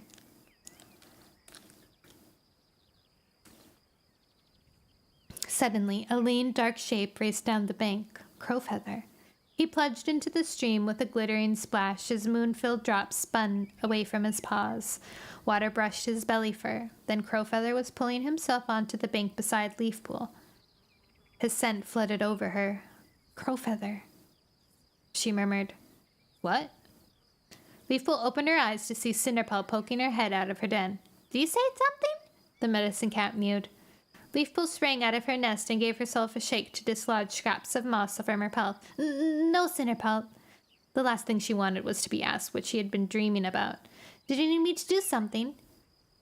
I've just been checking our stores on herbs, Cinderpelt meowed. Some of them are getting very low, and I'll go gather some, Leafpool offered. It's almost new leaf, so there's bound to be something growing. Squirrelflight told me she saw some clotsfoot. Good, mewed Cinderpelt. We could do with some marigold and horsetail, too. We used nearly every scrap until after the battle, and anything else you would see that would be useful. Right, Cinderpelt. Leafpool's paws itched to carry her out of the camp so she could be alone with her thoughts. Waving her tail in farewell, she headed across the clearing and through the thorn tunnel. The sun had not cleared the tops of the trees, and clammy, dew-laden grass brushed Leafpool's belly fur, but she scarcely noticed the chill. Her paws tingled with excitement, and she ran faster until she was racing through the trees. The gurgle of water brought her to a halt. She realized her paws had brought her to the stream that marked the border with WindClan, close to the lake where the trees grew in WindClan territory too. The place was hauntingly familiar. She had stood here in her dream, and Crowfeather had come to see her. The bank was silent and deserted, the trees casting long shadows over the water. Leafpool stood still, her gaze devouring the undergrowth on the far side of the stream. She half hoped, half dreaded what she might see. A WindClan patrol would be hostile if they found her so close to the border, but if Crowfeather appeared... But she had no business hoping to meet Crowfeather. She was a medicine cat, and medicine cats could not fall in love. She tasted the air and picked up her own clan's scent markers, and those of WindClan from the opposite bank, but not the scent that threw her into such turmoil. A pang of disappointment burned through her, and she knew some part of her had expected him to be waiting for her. Stupid furball, she muttered. It was only a dream. Are you reading something? I am! Today we're reading Warrior Cats. This book right here on the side. Every Wednesday we read Warrior Cats.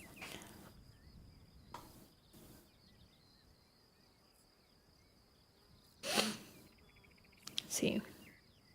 She stiffened as she heard voices from further downstream. A heartbeat later, ThunderClan scent drifted around her. She didn't want to meet a patrol this far away from the camp. They would ask her what she was doing, and she was too confused to explain properly. She glanced around. The only cover close by was a holly bush with with branches that swept the ground. Leafpool squeezed under it just as the ThunderClan patrol came into sight. Peering out between the prickly leaves, Leafpool saw that Breakenfur was leading the patrol. He padded past with Sootfur and Whitepaw behind him, then paused to ask his apprentice what she could scent. Leafpool froze. WindClan cats, Whitepaw replied after a moment. and ThunderClan, of course, and I think a fox went by a while ago. Probably yesterday. No sign of any badgers, though. Well then, meowed Breakenfur, if you go on like this, you'll be a warrior in no time. Whitepaw fluffed out her tail with pride as she followed her mentor and Sootfur upstream. Leafpool relaxed. The apprentice hadn't signaled her out from the other ThunderClan scents.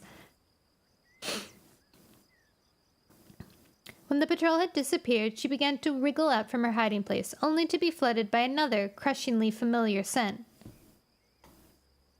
Leafpool, whatever are you doing under there? Leafpool scrambled to the rest of the way out of the holly bush and turned around to meet the curious gaze of her friend Sorreltail. Looking for berries? She meowed feebly.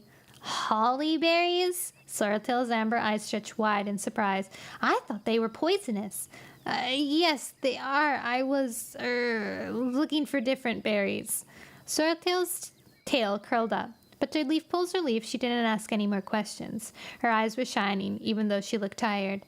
There's something I have to tell you, I think, she meowed. Leafpool stared at her friend in horror. Had she guessed about Crowfeather? There are good herbs around here, she began, struggling to not to show her panic.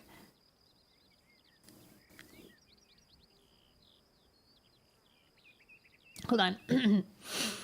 There's something I have to... I need my Sorreltail voice. I'm getting confused with Leafpaw's Pool's voice. There's something I have to tell you, I think, she meowed. Leafpool stared at her friend in horror. Had she guessed about Crowfeather? There are some good herbs around here, she began, struggling not to show her panic. She had to make Sorreltail believe she was here on Medicine Cat business, no other reason. I always come here when...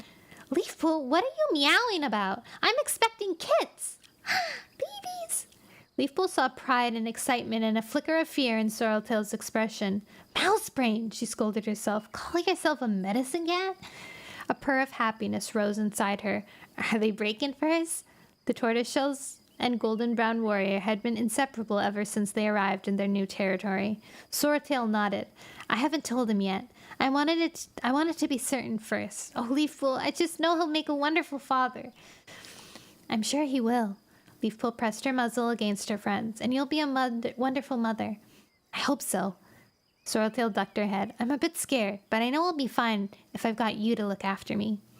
I'll do my best, Leafpool mewed, trying not to squirm under the warmth of her friend's praise. Right now, she was as far from being a good medicine cat as she could be. Just think, Sorreltail, you'll be the first cat to bear kits for ThunderClan in our new home. The first cat to use the new nursery.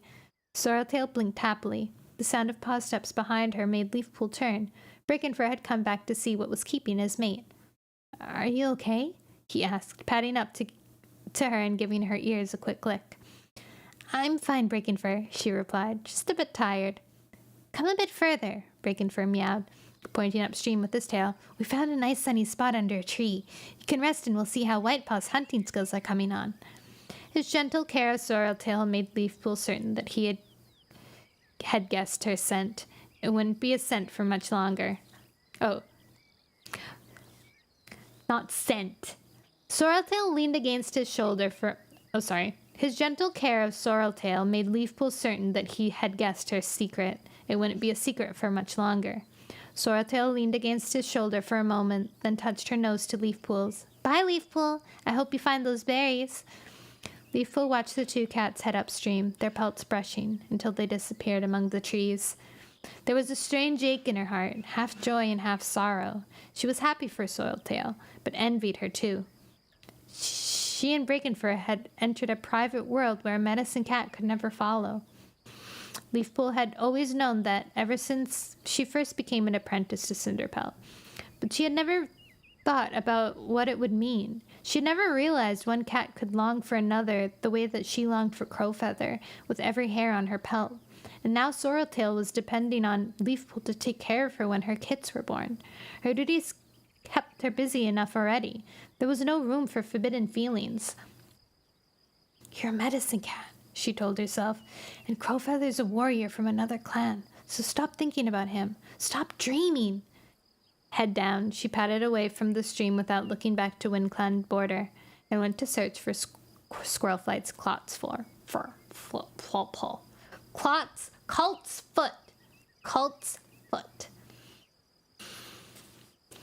I promise you guys, anyone who's new here, I'm usually a lot better at reading. Sometimes I start reading and then I'm just a stumbling mess. And I don't know why. We're almost to 100 pages though, which is the amount that I like to read per stream. I like to read 100 pages per Warrior Cat stream because then it takes me around 3 weeks to get through a book, which is really nice. Let me check my Discord messages really quick.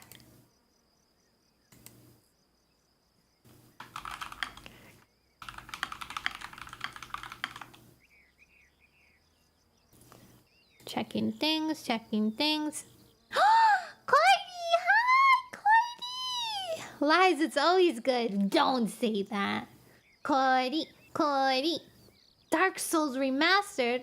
Trudging through Anarlondo with only sorceries. How's your stream, Cody? You came right between the chapters.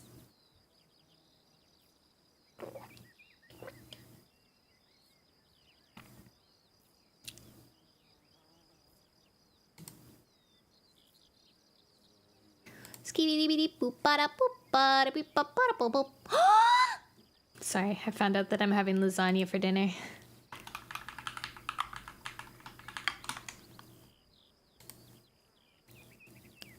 Oh, I love all things.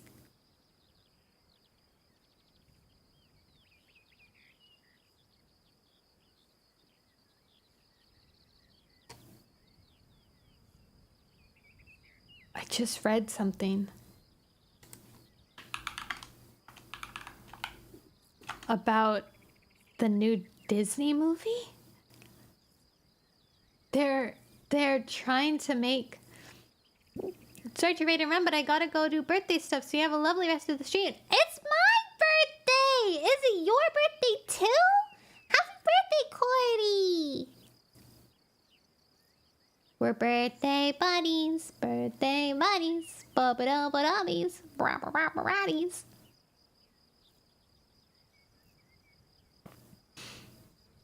Anyways, It's my brother's birthday. Oh, happy brother birthday! Happy brother birthday! Can't believe we're twins.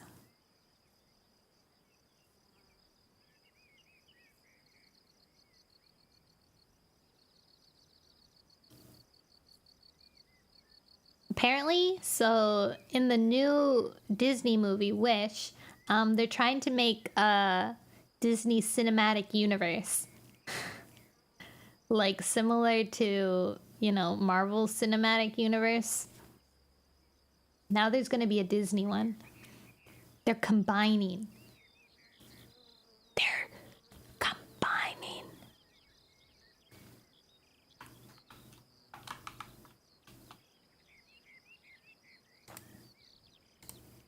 Skibidi boop bop. Skibidi bidi bid up. oh, buddy boy.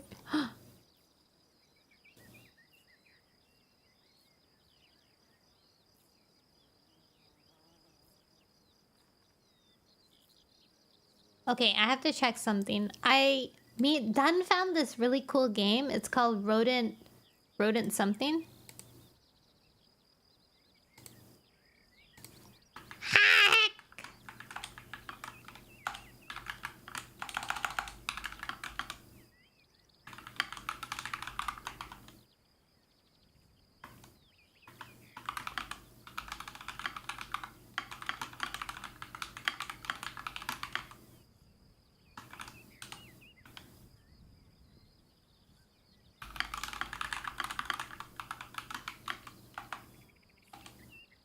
And you open.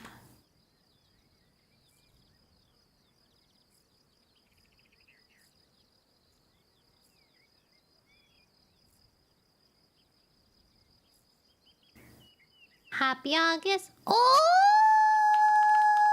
yeah, baby.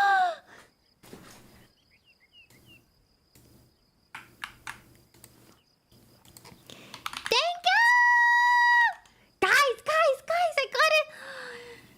What a wonderful birthday gift. Okay, so, Dun found this game called Rodent Royale, and it's basically like Fortnite, but you're all squirrels. And I just got a key for it. They're doing beta testing.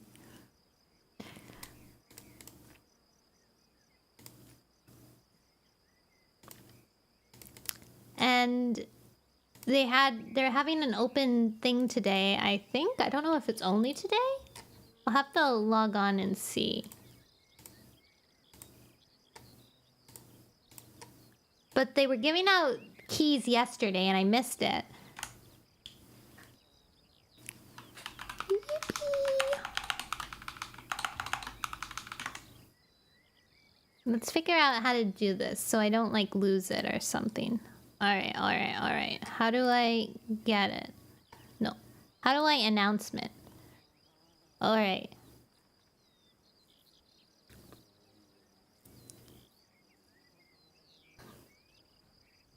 How do you redeem a code? Maybe I'll go to my me? My profile? No. My wallet? Settings. Hidden games. The heck is a hidden game?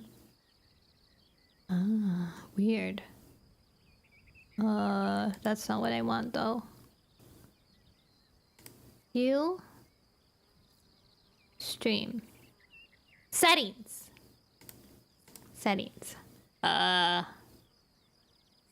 It's my friend code. Where do I plug in a dang key? View my profile. Account details. Haha! Account details. Account security. Family settings. Store preferences?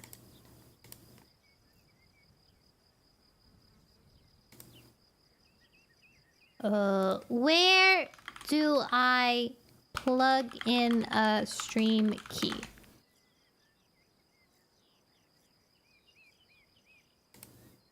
Oh, I mean a Steam game key. Button labeled add game on the bottom left. Client. Okay, library. Oh, add a game. Activate a project. Confirm. I'm in.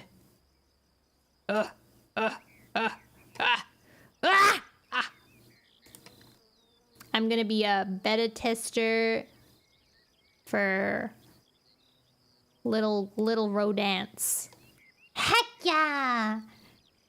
Oh, I'm so excited. I don't know if I'm allowed to stream it, so I won't stream it, but in upcoming times, hopefully I signed up to be like a content creator person with them. So maybe we can do some cool stuff with them in the future. I don't know. I'm excited though.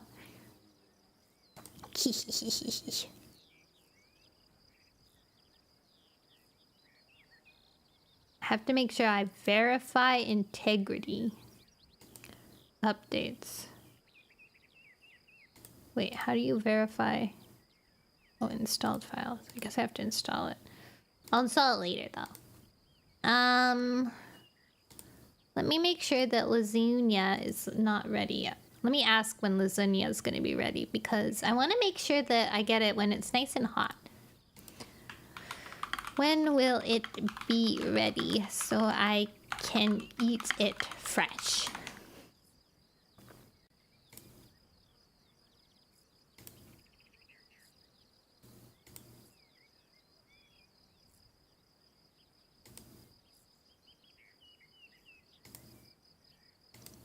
Minutes. Whoa. Okay, then we can keep reading. I can probably read until the end of the chapter then. I mean, until page 100. Okay, let's go. Very exciting.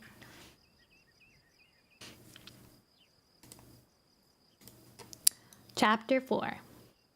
Squirrelflight used her claws to tear moss from the roots of an oak tree and began patting it into a ball to take back to camp. A quarter moon had passed since the battle with Mudclaw and his followers, and the clans were beginning to recover. Wounds were healing, and the memory of Mudclaw's rebellion was fading. Brambleclaw had started his training sessions, and Sandstorm had insisted that every warrior take a turn with the apprentice duties. Squirrelflight would rather be hunting or exploring than fetching fresh bedding for the elders, but the job wasn't too boring when you had a friend to share it with. Casting a mischievous glance at Ashfur, who was gathering moss from another tree nearby, she hooked up her ball with her claw of one paw and hurled it at him. It landed accurately in the middle of his back and disintegrated, covering his pelt with scraps of moss. Ashfur spun around to face her. Hey! His eyes gleaming with laughter, the gray warrior scooped up his own moss and flung it at Squirrelflight. She dodged behind the tree to avoid it and crashed straight into Brambleclaw. What's going on? The tabby tomcat demanded. What are you doing? Collecting moss for the elders' bedding, Squirrelflight replied. Regret for their lost friendship pierced her like a thorn, along with fury that he had to appear at the exact moment she'd stopped working. Ashfur hurled around the tree with more moss in his jaw and skidded to a halt when he saw Brambleclaw. Collecting bedding, so I see. Brambleclaw used his tail to flick a scrap of moss from Ashfur's shoulder. Carrying it on your back as a pelt, are you? Ashfur put the moss down. We're only having a bit of fun. Fun? Brambleclaw snapped. Wasting time is what I call it. Don't you realize how much there is to do? Okay. Squirrelflight felt her neck for a bristle. There's no need to treat us like lazy apprentices. Stop behaving like lazy apprentices, then. Brambleclaw flashed back at her, a glint of anger in his amber eyes. Being a warrior means putting the clan first. Squirrelflight's fury rose like a wave. Do you think we don't know that? She spat. Who died and made you deputy? As soon as the words were out, she knew she said something unbelievably stupid. She wanted to snatch it back, but it was too late. Brambleclaw's eyes blazed, but when he spoke, his voice was icy calm. No cat knows whether Great Stripe is dead or alive. Do you have any idea what Firestar must be suffering? Of course I do. Deep inside, Squirrelflight wanted to say she was sorry, but she couldn't back down when Brambleclaw was being so unfair. Firestar is my father, for StarClan's sake. Don't talk to me like I don't care. Steady. Ashfur stepped forward and pressed his muzzle against Squirrelflight's shoulder. Squirrelflight struggled to control her anger. I'd give anything to have Graystripe back. Yes, we know. Yes, we know, Ashfur reassured her. His breath felt warm against her pelt. Look, Brambleclaw, he went on, straightening up. We'll get the moss, okay? You don't need to hassle Squirrelflight. Brambleclaw twitched his ears. Okay, but be as quick as you can. And when you've done that, make sure the elders have had some fresh kill. Without waiting for a reply, he turned and stalked off towards the camp. Feed the elders yourself, Squirrelflight yowled after him. There was no need for Brambleclaw to behave like this, not unless he was punishing her for being suspicious about Hawkfrost. If Brambleclaw heard her, he didn't show it. He just carried on walking until soft green ferns hid him from sight. Take it easy, Ashfur meowed. He's just trying to make sure everything gets done. We're all under pressure, with only one apprentice. He should do more himself then, instead of striding around giving orders, Squirrelflight grumbled. If he thinks I'm collecting moss for him, he can think again. I'm going hunting. She spun around and raced into the trees. Behind her, she heard Ashfur call her name, but she was too furious to slow down. Part of her wanted to launch herself at Brambleclaw and wipe that look of scorn from his face, while part of her was torn apart with guilt for implying that Graystripe was dead. Every time she and Brambleclaw spoke to each other, they seemed to plunge deeper into a pit of anger and mistrust. Squirrelflight wondered if anything could put things right between them. With these troubled thoughts churning in her head, she had hardly noticed where her paws were taking her. Too late, she saw a bramble thicket looming in front of her. She tried to skid to a halt and stumbled headlong into the prickly tendrils. "Mouse dung!" she spat. Thorns tugged at the fur on her back as she struggled to wrench herself free. She couldn't bear the indignity of Brambleclaw or Ashford coming up to find her stuck. Digging her claws into the ground, she managed to drag herself out of the thicket, leaving scraps of ginger fur on the bramble thorns.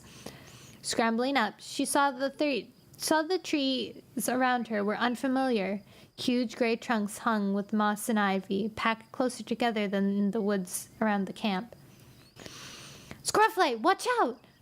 Ashford's gasp of alarm came from close behind her. She spun around, her pelt standing on end. Just beyond the bramble thicket was a clearing where the ground was thick with dead leaves. Squirrelflight's heart started to pound as she spotted a russet brown, wedge-shaped face peering out at her from a clump of thorns on the far side of the clearing. She watched in horror as the fox stepped delicately out, its jaws parted in a snarl and its eyes gleaming with hunger. "Back away slowly." Ashford's quiet meow came from close by. Squirrelflight's legs felt as if they had turned to stone, but she forced herself to take one step back. At once, the fox leapt. Squirrelflight raised her claws to defend herself, but in the same instant a gray streak flashed between the fox and her. It was Ashford, slashing at the creature's muzzle with both forepaws. He let out a fearsome caterwaul, but the fox stood its ground in the center of the clearing. It retched its head towards Ashford, jaws snapping. Squirrelflight hurled herself at the fox with a furious yowl and raked her claws down the side of its face. It reared up, throwing her off. She hit the ground with a thud that drove the breath out of her.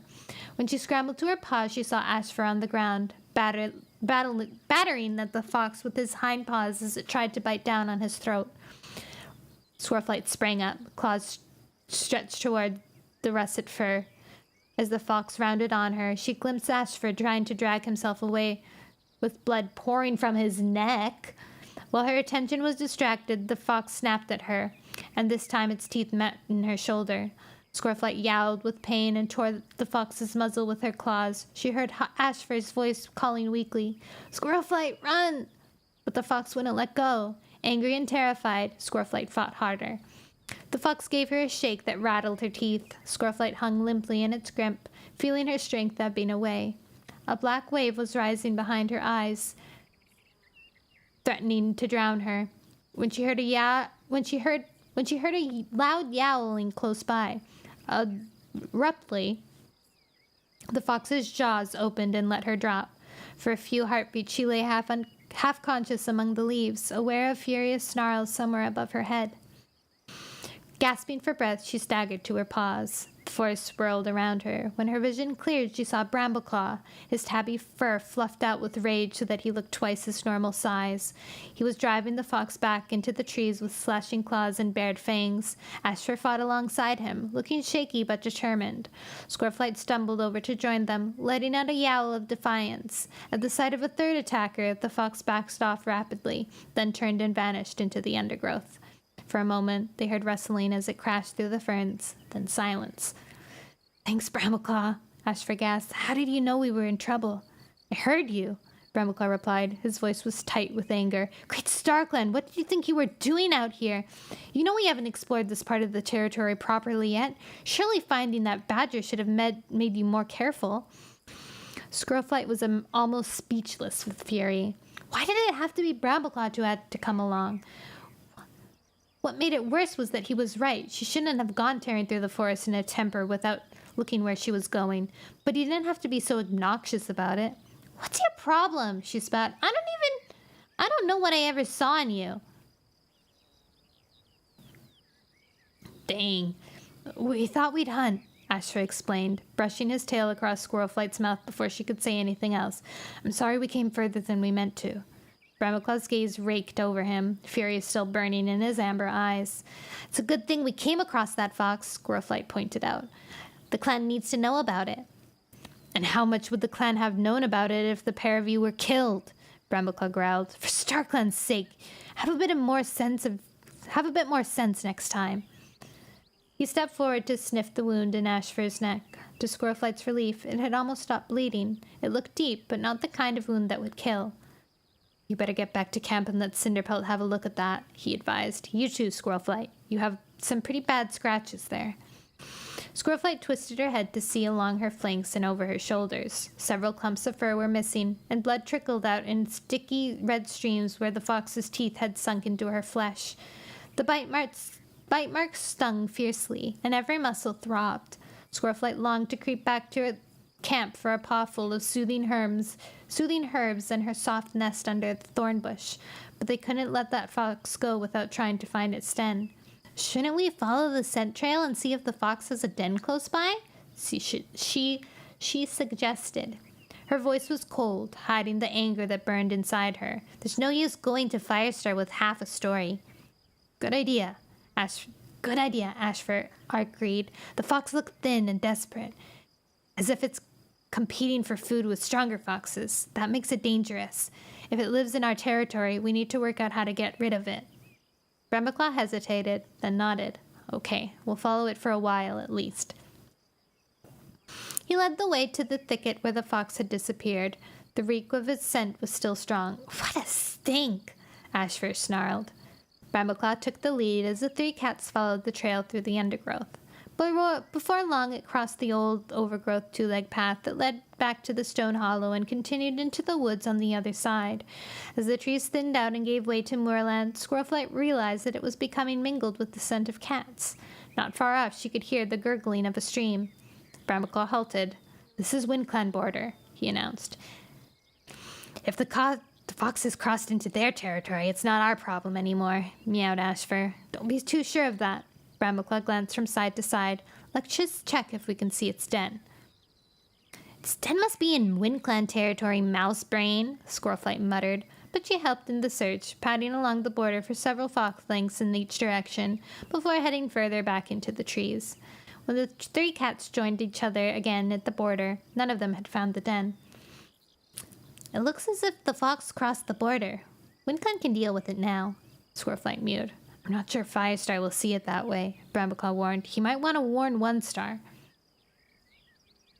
Squirrelflight knew he could be right. The awkward meeting with the WindClan patrol a few days before hadn't seemed to change her father's faith in his friendship with OneStar, and a true friend wouldn't keep news of a fox to himself.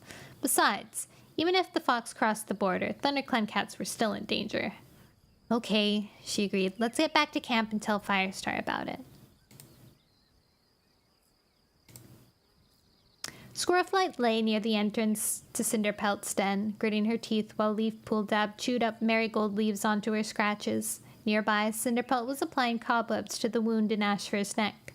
He flinched, and Squirrelflight gave him a sympathetic glance. That should be fine, the medicine cat told him. Take it easy for the next couple days, though. Hi, Gibbons! And make sure you let one of us check the wounds every day to make sure they're not infected. You say the fox went across the WindClan border? Leafpool asked her sister. She looked worried. Squirrelflight couldn't imagine why Leafpool should be bothered about a fox in WindClan territory. It would be much more worrying if it lived in the ThunderClan side of the border. That's right, she mewed, wincing as marigold juice seeped into the puncture wounds where the fox's teeth had pierced her fur. You didn't see any WindClan cats, did you? Leafpool went on. Squirrelflight began to pick up embarrassment from her, and some deep, churning feeling she couldn't identify. Like Crowfeather, for instance? No. If we'd seen any WindClan cats, we would have told them about the fox, Mousebrain. We wouldn't have to think about visiting them again. Brambleclaw was with Firestar right now, describing what had happened, and Squirrelflight was fairly sure what her father's reaction would be. Anyway, what made you think of Crowfeather? Leafpool was taking a long time to sort through the heap of marigold leaves. Oh, no reason, she mewed. I just know he's a friend of yours, from when you went to the Sundrown place. I don't know about friend, Squirrelflight remarked. I don't think Crowfeather is capable of getting close to another cat, especially now that Feathertail's dead. He really loved her. He must miss her so much. I expect he does, Leafpool replied. She sounded as if something was choking her, and Squirrelflight looked at her in concern. but she had bent down to chew up another leaf. Ashfur hissed at the sting of Marigold as Leafpool slapped the chewed up leaf on his clawed hind leg. Squirrelflight blinked. Her sister was usually gentler than that. There was a rustle among the brambles that sheltered the den, and Firestar appeared, followed closely by Brambleclaw. Brambleclaw said you'd be here, the clan leader meowed to Squirrelflight and Ashfur. I've decided to go over to WindClan to warn One Star about the fox, and I want you to come with me. Squirrelflight wasn't surprised. But we didn't warn ShadowClan about the badger, she thought. Cinderpelt raised her head. I know what you're gonna say, Firestar interrupted, but my shoulder's fine now, and I've made up my mind.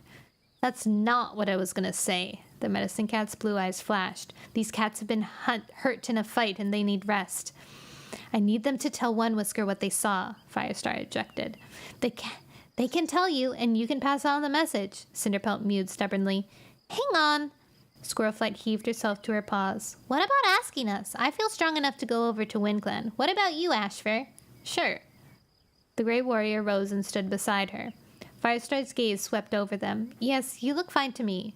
You can rest when we get back.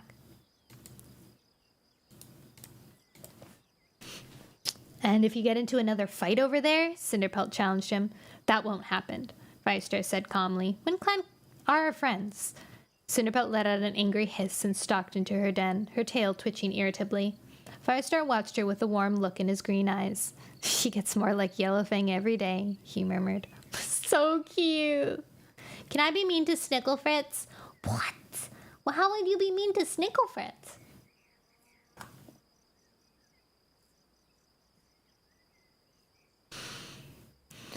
By the time Firestar led his patrol across the WindClan border, the sun was beginning to set. There was no sign of any other cats. Even the scent of the most recent WindClan patrol was faint.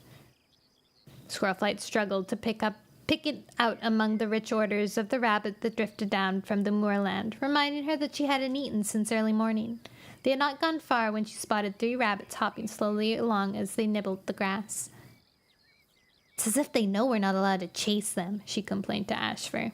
Ashfur's whiskers twitched. I know, but just think about what One Star would say if we caught us taking prey in his territory.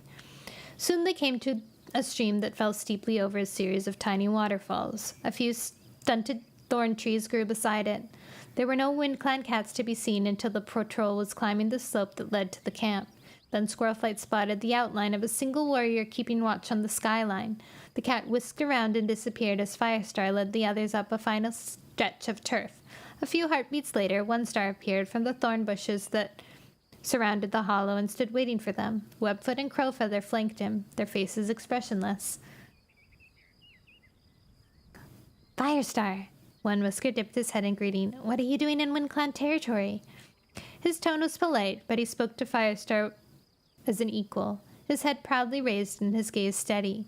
This was not the cat who had pleaded to Firestar for help when Tallstar first made him clan leader. We came to see how you are, Firestar replied. I'd have come before, but I wrenched my shoulder in the battle. WindClan is fine, One Star meowed. Is there any reason why we shouldn't be? Squirrelflight's jaws gaped in astonishment. How could he ask that, when less than a moon had passed since Mudclaw's rebellion? Firestar's gaze slid past the WindClan leader to where Webfoot was standing in front of the barrier of gorse bushes. Squirrelflight guessed her father was reluctant to point out that some of the traitorous cats were still members of the clan, not when one of those cats was in earshot. One Star's eyes narrowed. Every cat in my clan knows that I am the cat chosen by StarClan to be their leader. There will be no more trouble. You don't need to watch over me as if I were a helpless kit. That's not what I was doing, Firestar protested. We also came to bring you some news, he went on. Brambleclaw, tell One Star what happened today. Brambleclaw stepped forward beside his leader. These two. He flicked his tail at Squirrelflight and Ashfur, surprised a fox. A young dog fox, Ashfur put in. One of the biggest I've seen. The 3 of us fought it off, Brambleclaw explained, and it crossed the border into your territory. We think it might have a den among some rocks near the foot of the hill, One Star finished. He flicked his tail dismissively. My warriors have already tracked it. We're keeping an eye on it. Don't worry. It's more savage than most foxes, Brambleclaw warned. Look at the wounds on Squirrelflight and Ashfur. You can say that again, Squirrelflight murmured, wincing as she flexed her shoulders. WindClan can deal with it, One Star insisted. Many seasons have passed since ShadowClan drove us out of our home, but too many cats still see WindClan as the weakest clan. You act as if we can hardly feed ourselves, but WindClan is as strong as any other clan, and we shall prove it. We do not need help from any cat. Firestar bent his head. Squirrelflight saw the pain in his eyes. Aww! And she longed to be anywhere but here, listening to one of her father's oldest lies rejecting his friendship.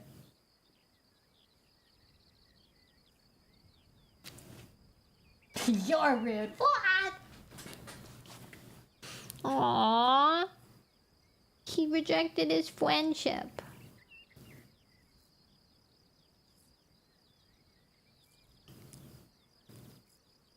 Oh. Got an email from my...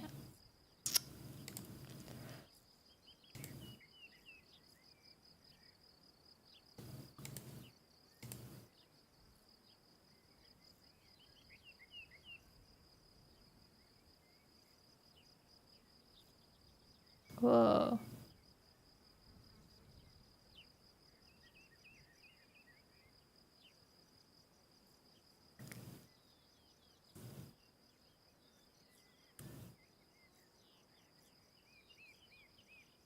Dang.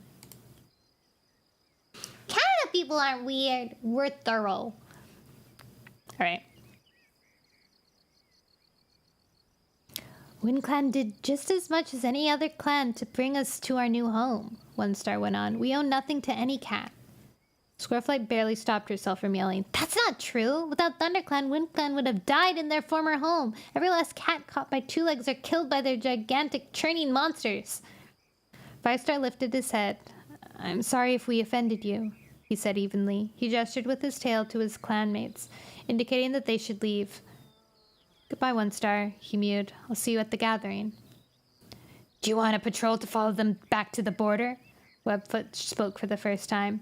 One Star shook his head. That won't be necessary. Without saying anything else, he turned and disappeared into the bushes. Firestar watched the place where he had vanished until the leaves stopped trembling. Then, without speaking, he turned and headed down the slope. Squirrelflight was about to follow when she heard a low voice call her name. She glanced back. Crowfeather was standing in the shadows of the bush. Stretch! Okay.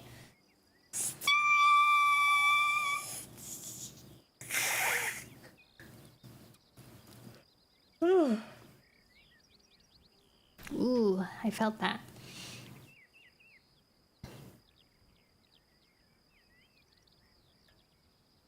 Squirrelfight, I wanted to ask you, he began. Webfoot thrust his head out of the bushes. Crowfeather! I'll be there in a moment, Crowfeather called back. Squirrelfight, listen, he began. But Firestar had paused at the foot of the slope. Come on, Squirrelflight. Can't this wait until the gathering? Squirrelflight mewed to the WindClan warrior. I've got to go. Crowfeather took a step back, his tail drooping in disappointment. Okay, I guess it can wait. Webfoot called out again, and with the last frustrated look at Squirrelflight, Crowfeather turned away.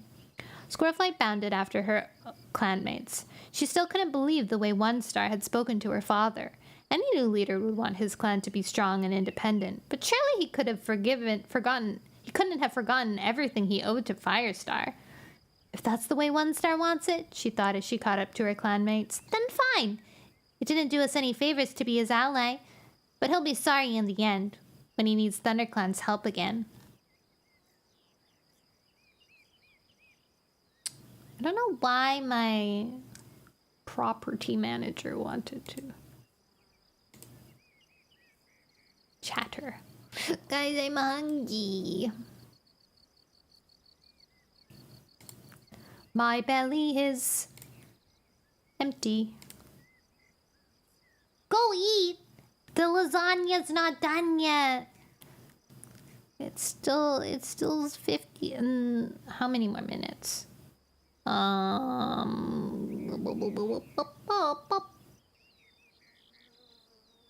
Maybe like a half an hour more? Eat it raw? What the? Be frozen. That's stinky. Okay, let's see how long chapter 5 is. I'm like 10 pages away from 100 pages, so maybe I should just finish it. Oh, dang, this is a longer... Okay, let's read one more chapter. One more chapter, and then I'm hit my quota for today, and it should be around the time the lasagna is finished anyways. Alright. Chapter 5. A ruffled disk of white light trembled on the surface of the lake, and up above, the stars of Silverpelt blazed in the night sky. StarClan must be pleased with how we're settling in, Squirrelflight decided as she followed her sister along the lakeshore. Her paws tingled at the thought of taking part in the first gathering on the island. She couldn't wait to cross the fallen tree and explore. Firestar led the way with Dustpelt, Sandstorm, and Cloudtail close to his flanks. Ashfur and Spiderleg padded just behind, ahead of Cinderpelt, Goldenflower, and Brakenfur. Brambleclaw brought up the rear, glancing back now and again as if he expected trouble. His caution reminded Squirrelflight of the uneasy new relationship with WindClan. To reach the tree bridge and the island, they had to pass through WindClan territory, and as far as Squirrelflight knew, they hadn't formally asked for One Star's permission. It was a lot easier at Four Trees, she meowed to Leafpool, with a sudden pang of homesickness. She would never forget the horror of discovering that two-legged monsters had destroyed the great oak tree where the clans met every full moon. Back there, we didn't have to cross other clans' territories to go to gatherings. Guess cats can't possibly fight on the way to a gathering, Leafpool mewed. I'm not too sure. When does the truce start? When we get to the island or when we're on the way? Leafpool shook her head, unable to reply. Squirrelflight stayed alert as she and her clanmates slipped through the shadows with the glimmering lake on one side and the steeply sloping moorland on the other. As they drew closer to the two-leg horse place, they began to pick up strong WindClan scent, as if a large patrol had just passed that way. One Star and his clan must be ahead of us, Squirrelflight meowed. Pausing to taste the air, she distinguished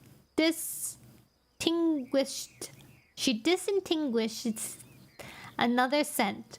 A moment later, she spotted two pale shapes flitting across the field beyond the horse place fence. That must be the kitty pets who live in the barn, she commented. Do you remember Smokey and Daisy? We met last time we came to a gathering. I wonder if Daisy has had her kits yet. Thank you for the bark, Phil. Happy food looking. It's time the ThunderClan queens started having kits, Leafpool mewed. The clan is really short on younger cats. Squirrelflight nodded. More kids meant more apprentices, and that meant she wouldn't have to collect any more moss. They crossed the marshy ground where they had made their temporary camp when they first reached the lake. Just beyond it, a new set of scent markers warned that they had reached the RiverClan border. On the lakeshore ahead of them, Squirrelflight could see a throng of cats in the bright moonlight. In the bright moonlight, it was easy to recognize One Star and his WindClan warriors. She remembered how her patrol had first discovered the island. They had always known it would be a perfect place to gather, but they had assumed that it would be impossible to reach, except for the strong swimmers in RiverClan. But StarClan had found a way to help them cross the narrow stretch of water that separated the island from the shore. Squirrelflight felt her fur bristle with anticipation as they approached the tree bridge. It had once been a lofty pine tree, growing close to the edge of the island. Now its roots reared up in the air, while its tip rested on the pebbly lakeshore.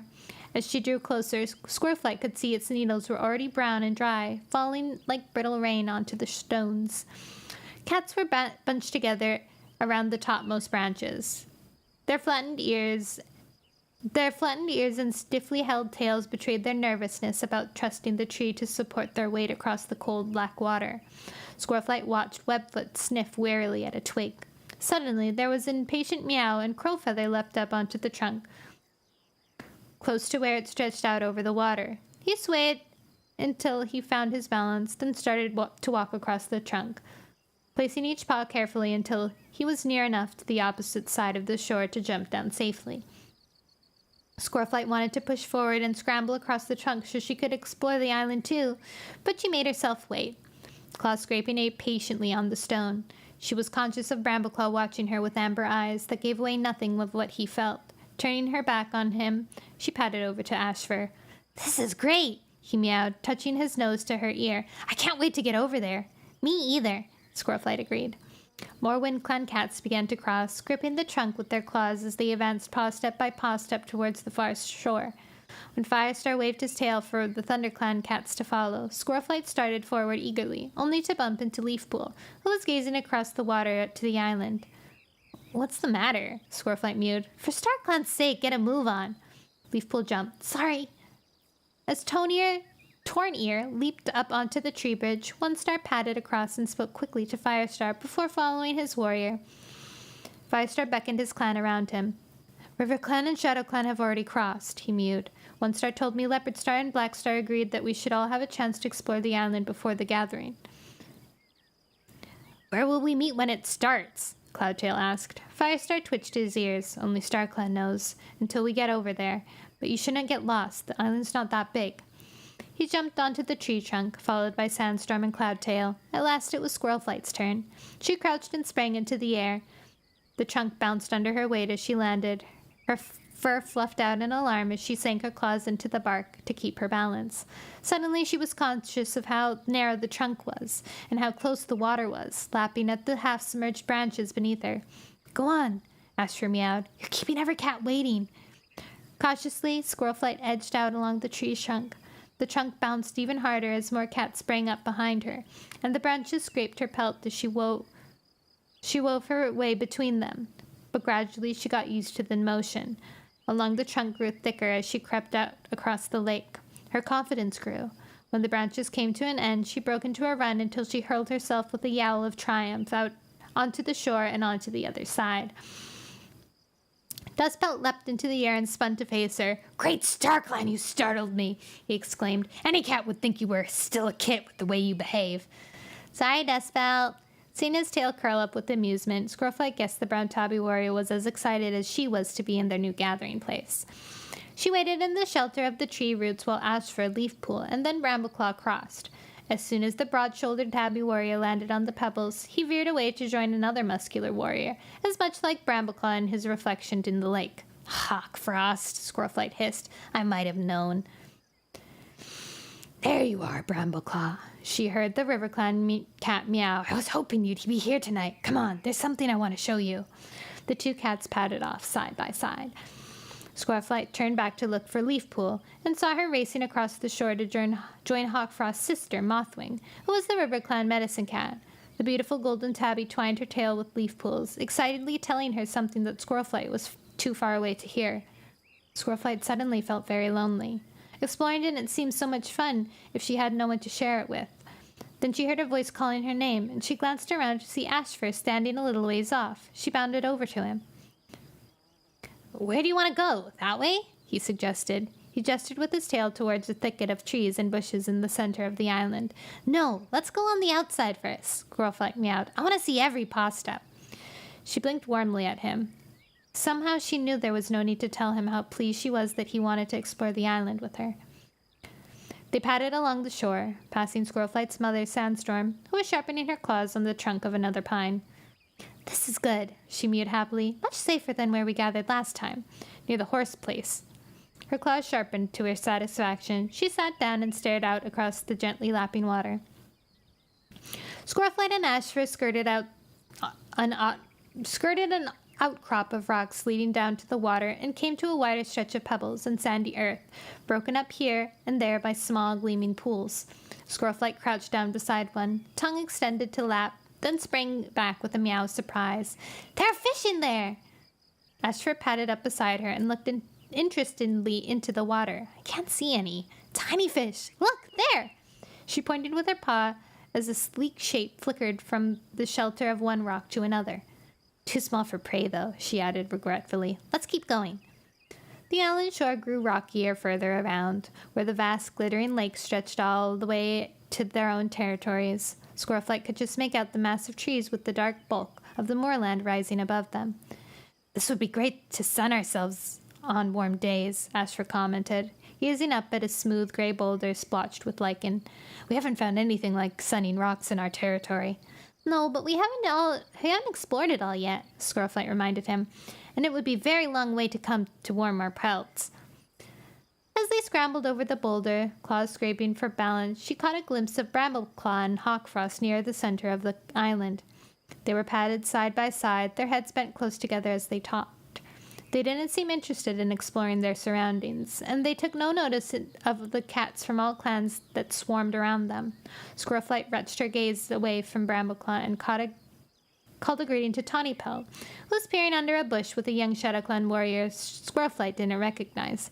Tawnypelt acknowledged her with a flick of her tail but didn't speak. Squirrelflight guessed she had an eye on prey. The Shadow Clan deputy, Russet Fur, was snuffing around the bottom of a rock, flanked by her clanmates Rowan Claw and Oak Fur. Squirrelflight changed direction to avoid them. Tawnypelt was the only friend she had in Shadow Clan. Have you noticed, she mewed to Ashfur, how we've split up from our clans again? It's as if the journey from the forest never happened. Well, Brambleclaw's over there with Hawkfrost, Ashfur pointed out, turning his ears to where the two Tabby Toms had reappeared from a clump of break-in. Huh? Grunted Squirrelflight. Ashfur's blue eyes gleamed. You're worried about him, aren't you? Worried? Me? Squirrelflight mewed. Certainly not.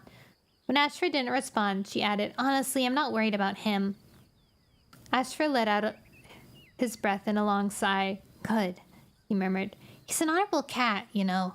He may be friends with Hawkfrost, but he wouldn't betray his clanmates. Squirrelflight flinched. Was it so obvious that she no longer trusted Brambleclaw? Surely she knew him better than any cat in ThunderClan. Or had she become too close to him to judge properly? She shook her head, confused by the thoughts that buzzed in her ears. She wanted to trust Brambleclaw. She really did. But he seemed determined to make that impossible with everything he said and did. The moon had risen high in the sky by the time the two cats made a complete circuit around the island. Squirrelflight bounded down to the lake beside the tree bridge and gulped down a few mouthfuls. The water was icy cold. As she lapped at the glittering surface, she felt as if she were drinking starlight. I can see why Hawkfrost wanted this to be the RiverClan camp, Ashfur mewed. There's everything a cat could want. Except enough prey, Squirrelflight pointed out. RiverClan don't eat fish all the time. Imagine trying to swim across with fresh kill in your jaws. Ashfur shifted uneasily. I hope RiverClan don't change their mind now that the tree bridge is here. Squirrelflight stared at him in alarm. They couldn't, she protested. StarClan put the tree here for all of us. Well, if Leopardstar is planning to claim the island for RiverClan, we'll find out soon. The gathering must be due to start. Ashfur glanced up at the moon. Squirrelflight shook starry drops from her whiskers. We still don't know where we're meeting. Let's head for the center, Ashfur suggested. We should be able to hear the other cats, even if we can't see them. The two warriors headed for the central thicket. They hadn't gone far before they heard the gentle murmur of many cats greeting each other after a moon apart. Ashfur paused to taste the air. All four clans are here. This must be the place. He led the way through a clump of thorns, swerving to avoid a particularly prickly branch. Squirrelflight could hear prey rustling in the leaves around her, but she was too excited to think of hunting. She tried to push her way through the brambles more quickly, but thorns caught in her pelt. I am not gonna get stuck again, she muttered. Ashfur let out a meow of laughter. Don't worry, if you do get stuck, I'll help you. We can't have you missing the gathering. Squirrelflight crouched down until her belly brushed the crisp dead leaves underneath the brambles. Then she wriggled forward until the branches thinned and she broke out into the open. Wow! She was standing at the edge of a wide circle of grass that shone silver in the moonlight. It looked like a much smaller version of the lake, its surface rippling as the breeze brushed along against the stems. A single oak tree grew in the center, roots thicker than any cat's body clutched at the ground. While branches shifted overhead and cast trembling shadows in the cats below. This is perfect, Ashfur exclaimed, emerging from the bushes beside her. Squirrelflight looked around for her clanmates. Goldenflower was stretched out in a clump of longer grass with a couple of elders from other clans, and Cinderpelt had joined Leafpool and Mothwing near the tree roots. Little Cloud, the Shadow Clan medicine cat, was padding over to sit beside them. Cloudtail and Dustpelt were standing in the shelter of the bushes further around the circle. After a shared glance, they went over to Mistyfoot and Blackclaw of RiverClan, dipping their heads in greeting. Squirrelflight suddenly realized she had been nervous that ShadowClan and RiverClan would be hostile as WindClan had had become since they reached their new home, but this looked more like a regular gathering back in the forest, with cats from different clans comfortably sharing news. She twitched her ears to welcome Leafpool, who had left the other medicine cats and padded across the grass to join her sister. I love it here. Leafpool's eyes shone. Squirrelflight guessed she felt especially close to StarClan here. It's smaller than 4 trees, but it feels so safe. As Squirrelflight started to agree, she saw Firestar race across the clearing and leap into the tree. He clawed at the trunk, then pulled himself into a low branch and stood looking down at the 4 clans. Blackstar, Leopardstar, One Star, he called. We could sit here for the gathering. Blackstar was the next to appear, agile for a cat of his bulk, as he swarmed up the tree to crouch on the branch beside Firestar with his tail hanging down. I bet Blackstar wishes he thought of sitting in the tree first, Ashfur murmured into Squirrelflight's ear. Leopardstar settled herself in a fork between the 2 branches not far from Firestar and Blackstar. One Star climbed a little higher so he could look down on the other 3. Wow, what a power move. Mistyfoot sat tidily on one of the thick, twisting roots at the foot of the trunk. When the other deputies, Ashford and Russetford, joined her there, a pang as sharp as thorn pierced Squirrelflight's belly. It was blindingly obvious that there was no ThunderClan deputy to sit with them. Firestar let out a yowl. Cats of all clans, welcome to this new gathering place. StarClan have brought us here, and we thank them. He waited for a moment while the warriors grew quiet, then courteously dipped his head to the WindClan leader. One Star, would you like to begin? The WindClan leader rose to his paws, balancing confidently on the thick branch. His eyes gleamed in the moonlight, his tabby pelt turned silver. Squirrelflight remembered how nervous he had been about addressing the cats when Tallstar died. There was no trace of that uncertainty now. He looked as if he had led his clan for many moons. All is well with WindClan, he reported. I have made the journey to the moon pool and received my 9 lives and my name from StarClan. Murmurs of congratulation rose up from the cats in the clearing. From all 4 clans, Squirrelflight noticed. One Star had been popular as a warrior, and his leadership had received a powerful approval from StarClan when they made the tree fall, killing Mudclaw. She glanced around to see whether Webfoot and Mudclaw's other supporters were joining in. She couldn't see Webfoot at all, but the black she-cat Nightcloud was crouching under a bush, gazing up at her leader with an unreadable expression on her face. One Star bowed his head. This morning Ashfoot, Tornier, and Crowfeather drove a fox from our territory, he went on. They fought well, and I'm sure we've seen the last of it. A yowl of approval came from the cats below, mostly from WindClan, but some from other clans too. Ashfoot, Tornier, Crowfeather. Squirrelflight didn't join in. He hasn't mentioned Mudclaw's rebellion at all, she muttered to Ashfoot, or ThunderClan, how we helped in the battle and how we warned him about the fox. Ashford glanced sideways at her. Did you really think he would? One Star continued. We have held warrior ceremonies for 2 apprentices. Owlwhisker and Weaselfur are here tonight as full warriors of WindClan. He sat down again as the new warriors were welcomed by the other cats. Leopardstar was on her paws almost before One Star had finished, impatiently waving her tail for silence. There is no sign of the badger that we drove out a moon ago, she announced. We think it has gone for good. Squirrelflight looked across the clearing to Hawkfrost. He had led the patrol that got rid of RiverClan's badger. Squirrelflight curled her lip when he saw how pleased with himself Hawkfrost looked. Like he's the only warrior who ever fought off a badger, she thought resentfully, twisting her head to lick the healing wound from her flank. RiverClan has also made new warriors, Leopardstar went on. Voltooth sits vigil in the camp tonight. One Star and Leopardstar seem very keen to report new warriors, Squirrelflight whispered to her sister. It's as if they're trying to show the other clans how strong they are. It's ridiculous, Leafpool hissed, startling Squirrelflight with the ferocity in her reply. Why is it so important for us to be rivals instead of friends? Have they forgotten everything we went through to get here? Squirrelflight was a bit surprised that Leafpool felt so strongly. Medicine cats usually kept apart from ordinary clan rivalries, and her friendship with Little Cloud, Barkface, and Mothwing wouldn't change however hostile the clans became. But then Leafpool had probably grown used to living with all the clans together as Squirrelflight had. At the last gathering, Leopardstar went on, I agreed that the marshy ground where we first camped could be a neutral territory so that we would have somewhere to gather. But now that StarClan have given us this island, I'm claiming the marshes for RiverClan. Squirrelflight heard several cats murmuring discontently. Barkface, the WindClan medicine cat, exclaimed, Mouse dung! Now I won't be able to collect herbs there. The rest of the clans have to agree, Blackstar pointed out, sinking his claws into the bark beneath his paws. There was neutral territory around 4 trees. Leopardstar lashed her tail. You can't turn this place into the forest. Things are different here. For a start, every clan but River Clan has to cross other clans' territory to reach the island. There's no point in having neutral territory. Leopardstar's right, Firestar meowed. I don't see any reason why Leopardstar couldn't have the marches. Leopardstar dipped her head to him, acknowledging his support. One Star, what do you think? Firestar asked. One Star hesitated. Scoreflight guessed he would like to claim the marshes and their stock of useful herbs for his clan, but Wind Clan already had the largest expanse of territory. Very well, growled. Blackstar shrugged. I won't object if you all agree. Leopardstar's eyes gleamed with satisfaction. Then we will set our scent markers by the horse place tomorrow. Yowls of approval rose from RiverClan cats. Firestar waited for them to die down before he started to speak.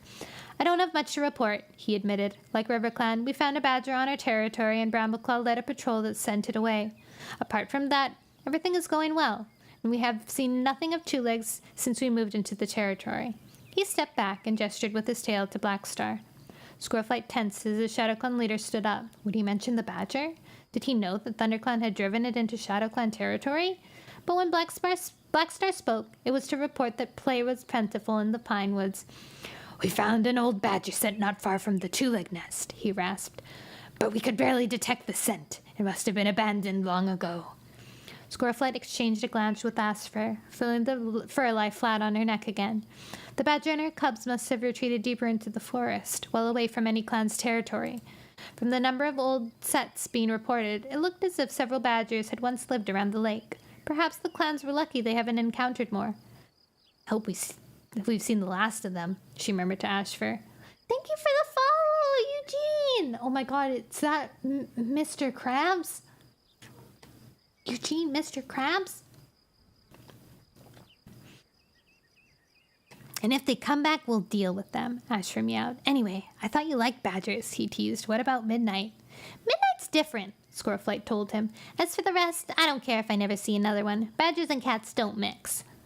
Now that Blackstar had finished speaking, she assumed the gathering would be over. But the full moon still floated overhead, and Firestar began to speak once more. Clan leaders and cats of all clans, he began. There's something we need to decide. This is the gathering place StarClan have chosen for us, but as Leopardstar said, all of us except RiverClan have to cross Clan's territory to reach it. We need to decide exactly where cats can travel in each other's territory when it's time to gather. Good idea, Squirrelflight commented under her breath. Well, there's no need for ThunderClan to cross through our territory to get here, Blackstar mewed instantly. It's much quicker for you to come across WindClan. Squirrelflight saw her father stiffen, and she guessed that he was holding back a sharp retort. Yes, but we still need to discuss it.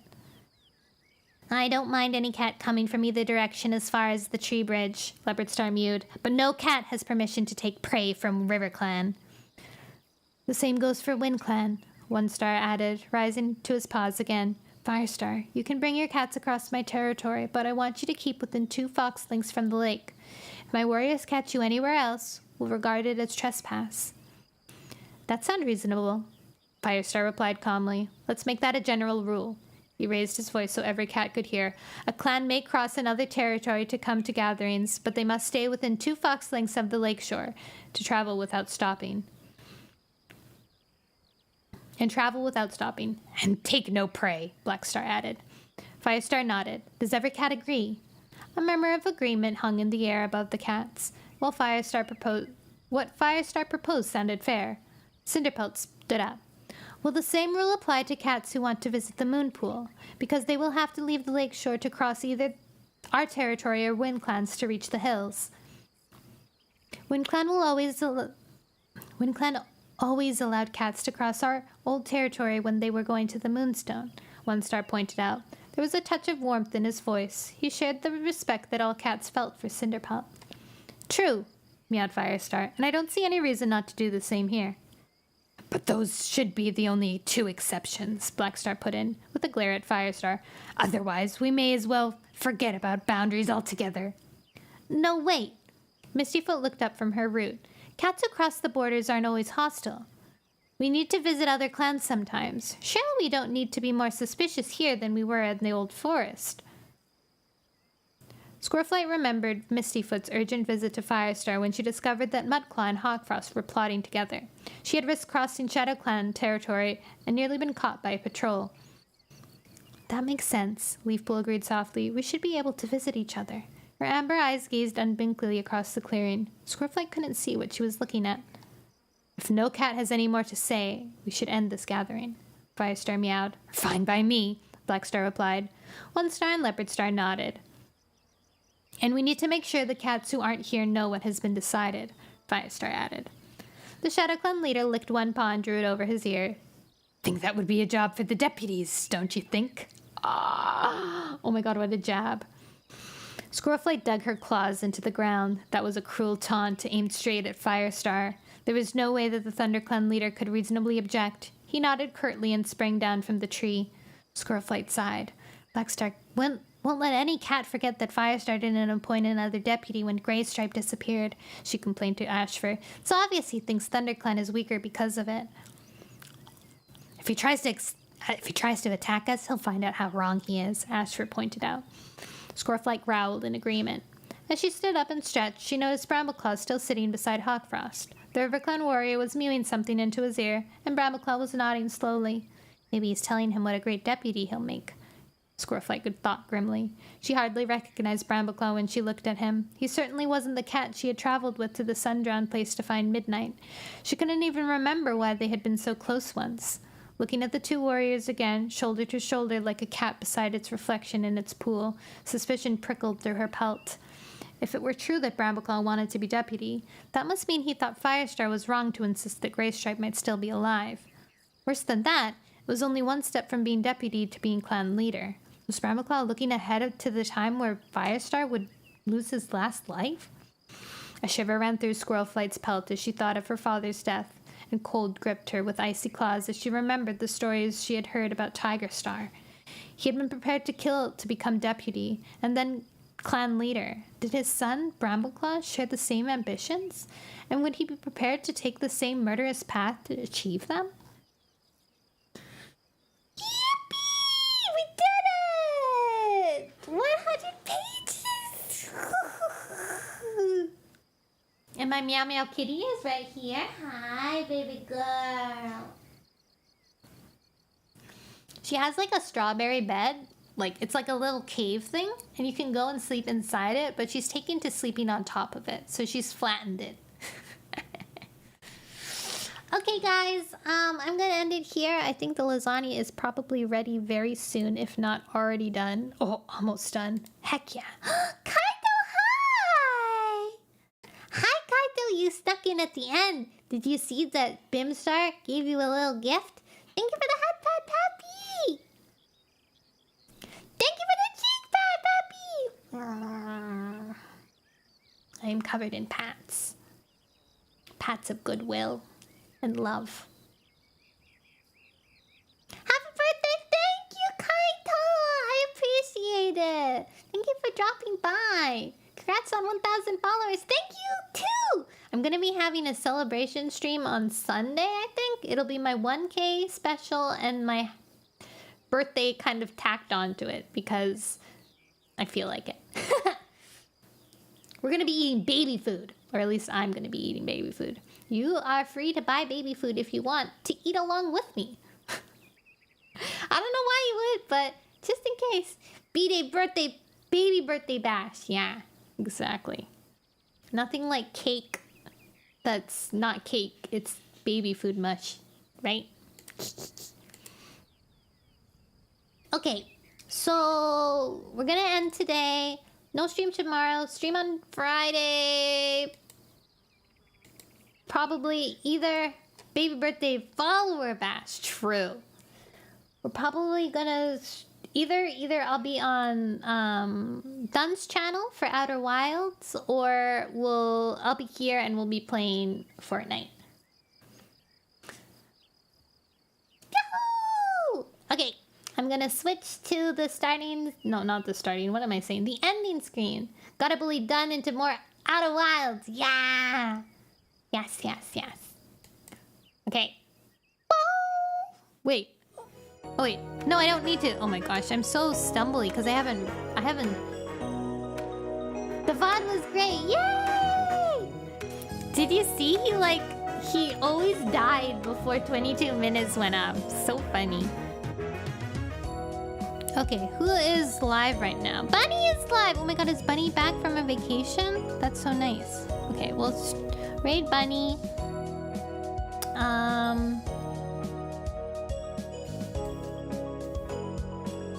He died in so many ways. I know! I was impressed in some of the ways he died. I didn't know you could drown in water, but it makes sense, right? But I think it's funny as well.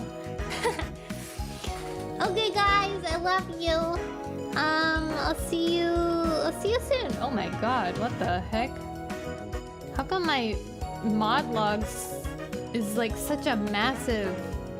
Holy macaroni, what the heck is happening right now? I don't know what's going on.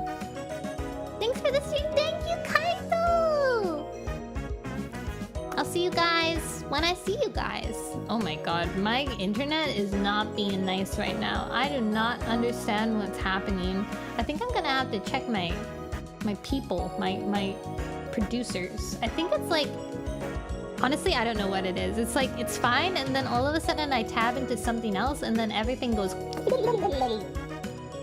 That's what it goes like. Oh. I have like dead skin on my lip I'm chewing. Okay. I'll see you guys. Good night. I love you so long. Bye. Twitch is gone now. Now it's just you and me, YouTube. You and me. Until the credits are completely gone. I don't know if I'll be able to send this message because... apparently my internet is being a poop. A little poop face. And that's what happens sometimes when things are little poop faces, I guess. Look at all these people that were talking. I didn't realize there were so many people chattering. How nice.